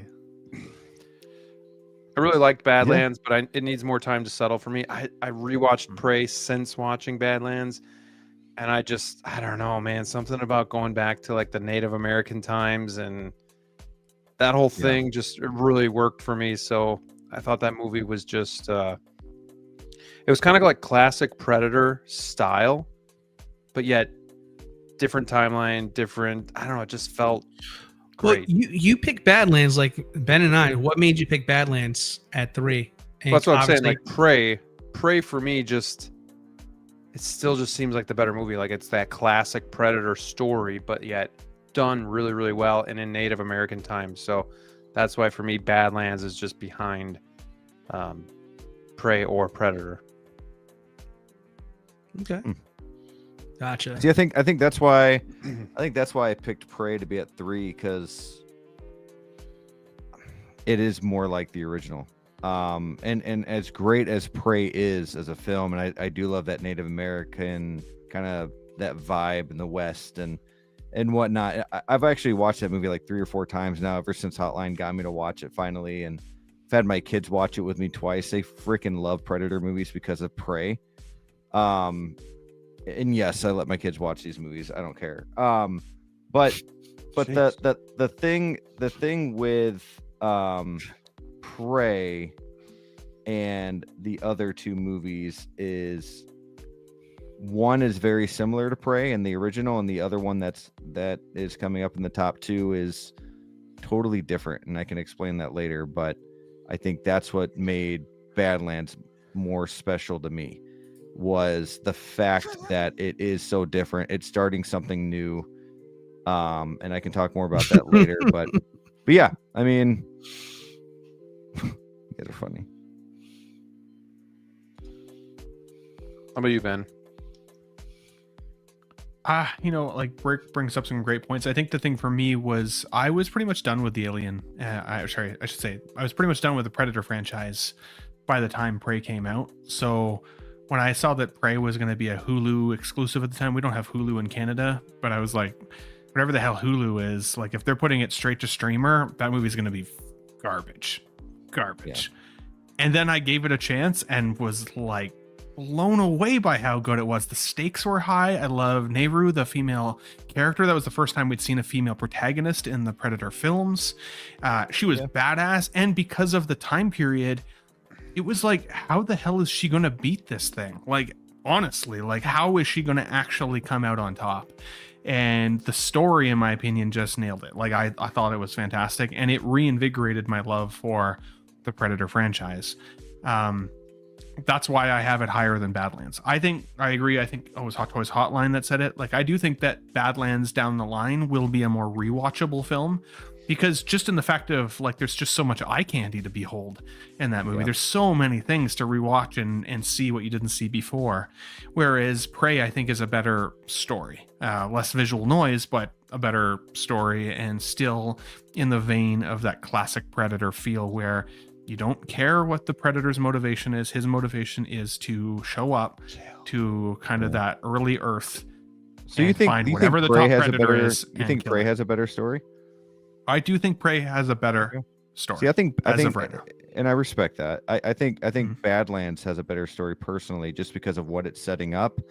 There's more. It's more story driven. There's I love Prey. I love Prey, like her and her brother's relationship, and her trying to basically be a predator, which is really cool. Gain that trophy herself. I thought that was pretty neat. Yeah. But Badlands, man, like I think 10 years down the road when we see like what's coming after this, like man, Badlands to what it's setting up right now is it's kind of mind blowing. You're 100% right on the setup and the world Yeah. building. I totally agree with that. I think something that I even liked about the title of Prey was it made you ask by the time that film ended, based on the story, was the prey the predator or was the prey the human? Sure. Right? Like, did she start hunting him or vice that. versa? And it made me really truly root for the human more than I've ever rooted for them, other than maybe Arnie in the first film, which we Arnie! but You guys, but it's a great point. It's a great point. That's why they're both in my top 3, because it was tough to choose. Hotline Deck- says Deck would wipe the floor with Farrell. What do you guys think about that? 110%. Dude got beat the way up he by a moved, Native the way he American. I don't know, bro. I don't know, man. The way Yeah. he moved What? was pretty wild. That's a stretch. Because then we had to tell people why. There's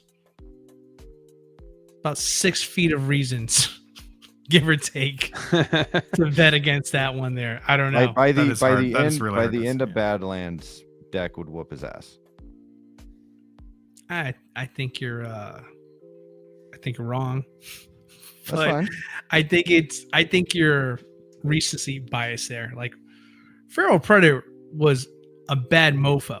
And I mean, quite just because honestly, she beat him doesn't mean he was weaker. I mean, she was right. just Well, he had weaker He also weapons underestimated. compared yeah. to- yeah, but Underestimated. And that's the one thing, if I can say, and comment on the state of like the Predator series now, I just love that they've kind of pulled back some of the weapons and gadgets to make them like ultra OP to the extent to where like even when the humans do beat them, it almost feels like not believable, like with the amount of skill and like natural strength that you have over your opponents and the weapon and technology you have, you still find a way to lose.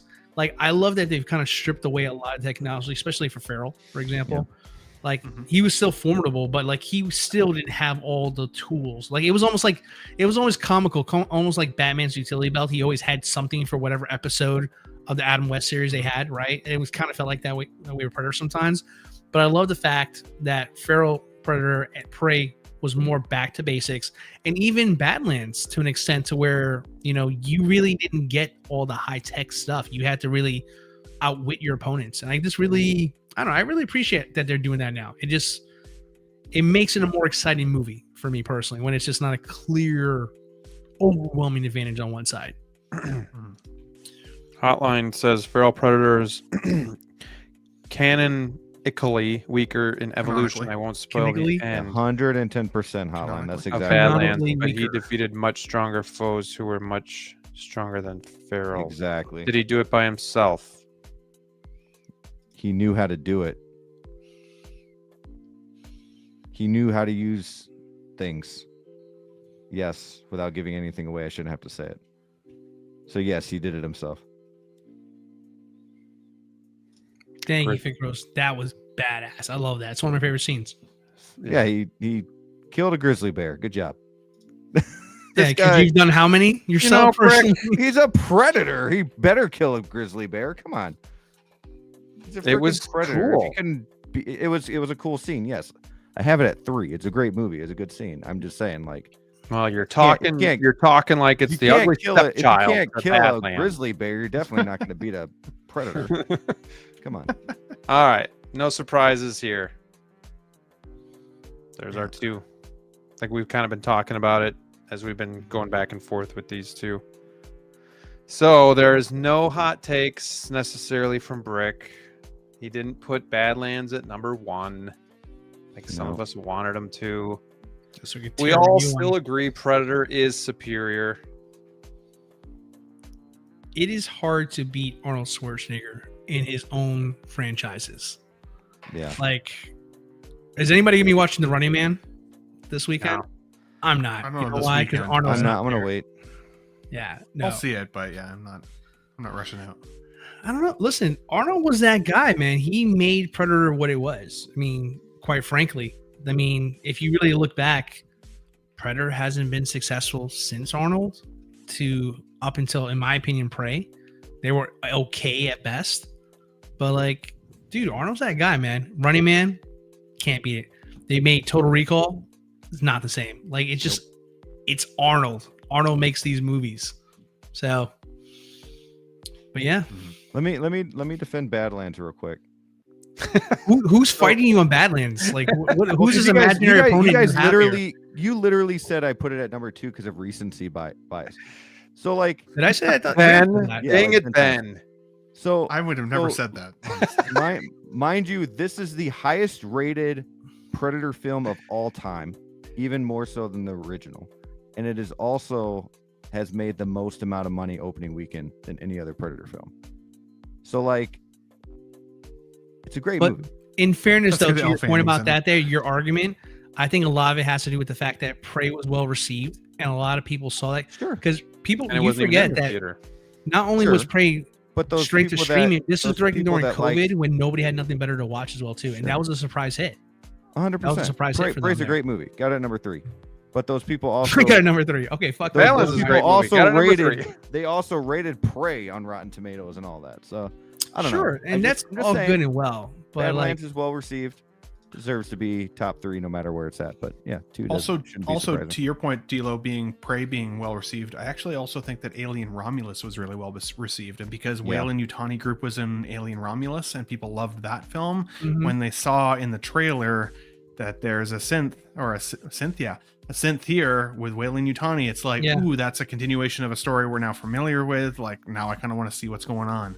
right. So I and also there's think the that tease would of have added also to that hype. that's a good point, Ben, because then you have the tease of potentially an alien possibly popping. Oh, yeah. So there was a lot of intrigue with this over here because they were definitely going away from this typical template of how they would handle a Predator style movie, right? And now the Predator is the antagonist now of the whole thing. So like there was a lot going for it, and don't worry, I love the movie. It's just, you know, I just don't think it's 2, and that's okay. That's your list. That's my list there.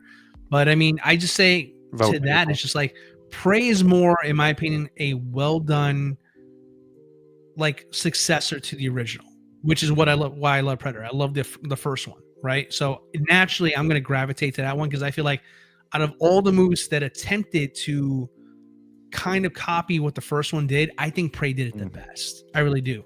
Yeah. Because 100%. I mean, listen, the hero is not jacked to the gills in Mr. Olympia, right? The hero isn't Danny Glover from Lethal Weapon, right?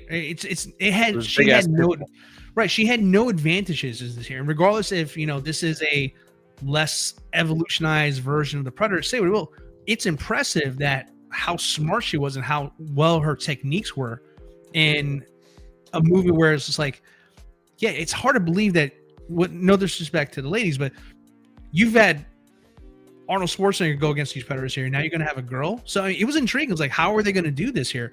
And they handled it very, very well. I mean, it's just basically just a strong, well done character that honestly, just like when you see the movie and you see her tactics on how she handled the natural, you know, difficulties of challenges, because he was clearly stronger than her, how she used her brain to outwit him throughout the whole thing. It was a super impressive way of how to like orchestrate the template of what Predator is and make it more to modern times, but also make it believable in the way that someone like her can beat a Predator. And I thought it was handled excellently. So It really was. You're right about that. but yeah, I mean, as far as I love Badlands just as can't much go as wrong with you, either one. maybe almost as much as you, but I love it because it's so different from everything else on the list. It's way different. And I love the direction of it there. And again, I strongly recommend you guys watch the other movie, Killer or Killers, because you're gonna you'll understand more to go. why I like it so Two more to much once you're done. I watched the first one. Gotta finish the end. Plot twist at the end, baby. I don't want to spoil it, I'm but excited, it's good. man. It's good. And even before I saw Badlands, like there have been many teases from the director and people like that Alien vs Predator is going to happen again. And that's no spoilers, don't worry guys. Like I'm excited for when that happens. I'm going to be ecstatic. because I think it's going to be a great story, especially if some of these characters are involved in that. Yeah. Well, I mean, to touch on Predator here being top of the list for all of us too. I mean, back in the 80s, you know, Arnold Schwarzenegger was known as just like this hulking man, right? I mean, he was just a beast in his own right. So to see a Predator posed up against Arnie and making him almost look small in comparison was a wild concept. And like, because that Predator didn't have a story, because it was just that, you know, scary hunter style, you know, was awesome. But also like all of his teammates, right? The ragtag bunch of mercenaries, they all brought something unique to their roles, and they were all freaking cool dudes. And it was like, you kind of like, it's just a fun movie across the board, great action, and first of its kind. So like, it's hard to not make that the first one, right? That movie set everything else in motion. Which is why it hit my top. I ain't got time to bleed. Well, and back then too, so many it was taglines, actually or so many like, lines, right? Yeah, it was a scary movie. Like, it wasn't a horror movie. Yeah, but it was scary. Like, people didn't see a lot of movies like that in the, you know, previous to that. So like, didn't know what this thing was, and it was just like, dude was invisible, destroying these people. Like, it freaked people out. So yeah, I mean, it was definitely one of it. Yeah, one of and you never saw the Predator until the last act. You never saw the reveal until the end. And I think that's why I wouldn't say a hard time, but it was in the back of my mind with balance. Like, it takes some getting used to for me, that he is just so out there and the main character and stuff, like, just because, like, yeah, you didn't know as much about the Predator, and that's what made him scary and mysterious and stuff too. But it's just a different take, and I like it for that. But at the same time, it also takes a little bit of like getting used to. Yeah, but again, those scary predators are still out there. Oh yeah, that's true. They are, and that's a good point. And now I can't stop hearing the Predator theme in my head now. But vote before we leave. Vote on who you think has the best list. It looks like I can only see Bricks right now, and it looks like he is in first place. So that will make him happy. I am sure. So 15 votes. Come on, there's 50. Yeah, come on, guys. Please vote. Get on it. Vote on that. If anything, vote for Brick to make him forget about his ape malfunction there. Brick needs a win. But other than that, we'll let you guys vote for a few more minutes while we kind of tie things up here. We ran really long today, and I didn't think we'd run that long. Oh, wow. Yeah, it was well worth it because of the good conversations we had. So want to thank Ben, first and foremost, for accepting the invite, being our guest tonight. Really fun just talking with you, catching back up with you, Ben, talking Predator and Batman and all this other cool stuff. Yeah. So appreciate your insight and obviously your friendship and your support to the channel. Is there anything you want to plug for the people that are still watching tonight for your channel and whatnot? Sure. I mean, we'll be back for Let's Get Nuts this Sunday, 3 p.m. Mountain Standard Time. So come join us. We do very similar things as we do here. A panel of boys talking entertainment news, movie news, TV news, 6 scale, Lego, like whatever's cool in the collecting sphere. What gets our juices flowing, we'll put it on there and get nuts on Sunday. We always have different panelists we rotate through. So something I like about Wolfpack is it's always the same guys. Something I like about Let's Get Nuts, we get different perspectives quite often, which is fun. So it's worth tuning into. Even if we're talking the same things, you're going to get varying perspectives there. In terms of other news, I mean, honestly, like it's been a news desert lately for Hot Toys. So I'm sure if something comes up, I'll do a reaction video and give my thoughts. But otherwise, I just honestly appreciate being here with you boys tonight, having a laugh. It was a great time. That 3 hours flew by. And happy to join anytime I can, or anytime the invite's open. Keep me posted. I'll be back. We'll do, and we definitely do. We've been better lately at keeping it to like an hour and a half to 2 hours. So this one definitely got away from us a little bit, but it was well worth the Predator talk. So once in a while, I think that's okay. But Brick, how about you? You got anything going on Brick Artemis's channel? Yeah, I'm wanting to get Beagle 6 back on track here. Conflicting schedules on both ends here between me and Flavio, so we're just trying to get back on that. And I did put up a Superman review about a week ago, and a few days before that, ranked all 60, which now I have 62 Hot Toys figures, but at the time, all 60 Hot Toys figures in my collection. That was a lot of fun to do. It's kind of my way of doing a Hot Toys or collection tour, and then putting a little spice in there with ranking them all. Very cool. Rick loves his spice. Just look at the shade of him right now. Yeah. And DLO the Collector. Thanks for the idea of getting a new camera, Dila. I appreciate that. You got. I will show you how to fix it. That's fine. I offered to do it too. It's in that text that he kept as a receipt. Well, I only kept it as a receipt because I knew you would say something, and voila. Rick, I think you look good with a tan. Honestly, don't listen to these guys. Okay, you look great. Yeah. At least my mic's working, and I'm staying good. Dilo, how about you, man? Anything going on? Well, yes, I do. But one more jab at Brick before I say, you look like you look like what? You look like the little girl from Willy Wonka when she Willy turns Wonka. blue, Oh my god! Wonka? Dude, we're the same Willy person. Willy Wonka. Willy Wonka, but red, he not is. blue. But yeah, red. just red, but not blue. You're Exactly. turning violet. Dude, You got Yes. the other batch. Don't make me Of laugh. I'll God's get more Hoppers. red. I'm so happy that's where you I went. look like Predator seeing me through the freaking See? jungle right now. See, it's Yeah. not just me. Don't get mad at me. Heat Ben map. was judging you quietly too. I just said oh, yeah. the I was thinking Willy the Wonka inside as part well. out loud. That's all. Yeah. That's all I did. Yeah, That's all I too did. many fireball shots as opposed to blueberries. But that's fine. Now you can't stop now. I'm gonna get more red. Stop it. That's too good. red Too good. But yeah, we will get your camera up and running. It'll be Oh, amazing. man, you guys are funny. Brick in 4K. I can't wait for it. But yeah. Wonderful. no, so I took a little break from any kind of like content because I wanted to be a collector for a little while and have fun with my toys. But I was looking at my last videos and I realized my Batman and my Superman, my last two reviews I did, and now I just got them back from being customized. Like I showed you guys that at the beginning of the show here. So I think I'm gonna put a little video together, just kind of outlining, kind of like, hey, is it kind of worth it to go the custom route, and is that right for you? Because I mean, a lot of people love to get the most accurate representation of the figures. Sometimes, even to the best of some of these companies, they can't always get it just right.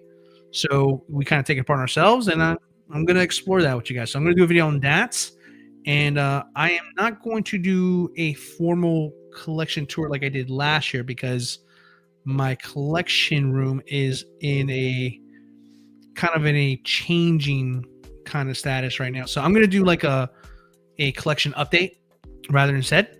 So stop. I'm trying to wrap this show up over here, but Okay. God, I'm poor still guy. here. I got the mic you on. bullied them into leaving. You bullies. You bunch of bullies. I'll start putting a paper bag over my face. But yeah, you're fine. It's not your face, it's your lighting. But yeah, so I'm gonna do a kind of comparison of what I did originally from my my Superman and Batman, do something like that, and then I'm gonna do a collection update. And I'm gonna go with you guys what I have in my collection so far this year and what I plan on doing next year. So you guys kind of have an idea of kind of where I'm heading with this over here. Now he's in witness protection. Silhouette. Very well. Oh, good It's stuff. great having all you guys on tonight. It's good to be back. If you guys haven't been visiting my channel, a couple weeks ago did a collection tour. Last week did my top 5 most anticipated pre-orders, and then this week I'm going to be doing a review on the Feral Predator. So catch that. And we're getting close to Thanksgiving, so I will be doing my annual top 5 most thankful figures in my collection. So stay tuned for that too. Let's close this out. I think Brick won this one. Let's see. He did. We had 26 votes. Oh, I did something right. Brick 42%, Jedi 31%, Dilo 19%, Ben 8%. I wonder what threw him off from Ben's list. Yeah. What? Interesting. It's because Jedi voted, and he voted the fact that I put Predators so low on the list. Gave me a down vote. I think it's AVP. I think you put that too high. I think that's what they're. Too high. That must be. It might have been. And I think Brick, I Dilo, you and I put Predators too high for some people as well. High Predator 2, really? Predators. Oh, Predators. Yeah, well, that's your like opinion, man, or something. Brick, just like Brick your with that kind of opinion. with that kind of lighting, dude, you got to come back in as like Right? I was thinking like you need to change your voice up there. You know? So it's like, I should have been a winner. What's up, Merman? We are Hey, just merman. closing the show. He loves fish sticks. That's awesome. Too Little fish sweet. sticks. Do you love fish sticks in your mouth? Good All old the South time, Park there. all the time. The name just made me remember like Zoolander.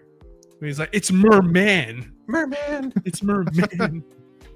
All right. Well, hey, it's 5 more seconds. We're gonna hit the 3-hour mark, so we might as well stay on for 5 more seconds while I figure out what I'm doing here. All right, guys. Have a great rest of the week. Let's all get some rest and good hanging out with you. Too sweet. Too sweet. See you later.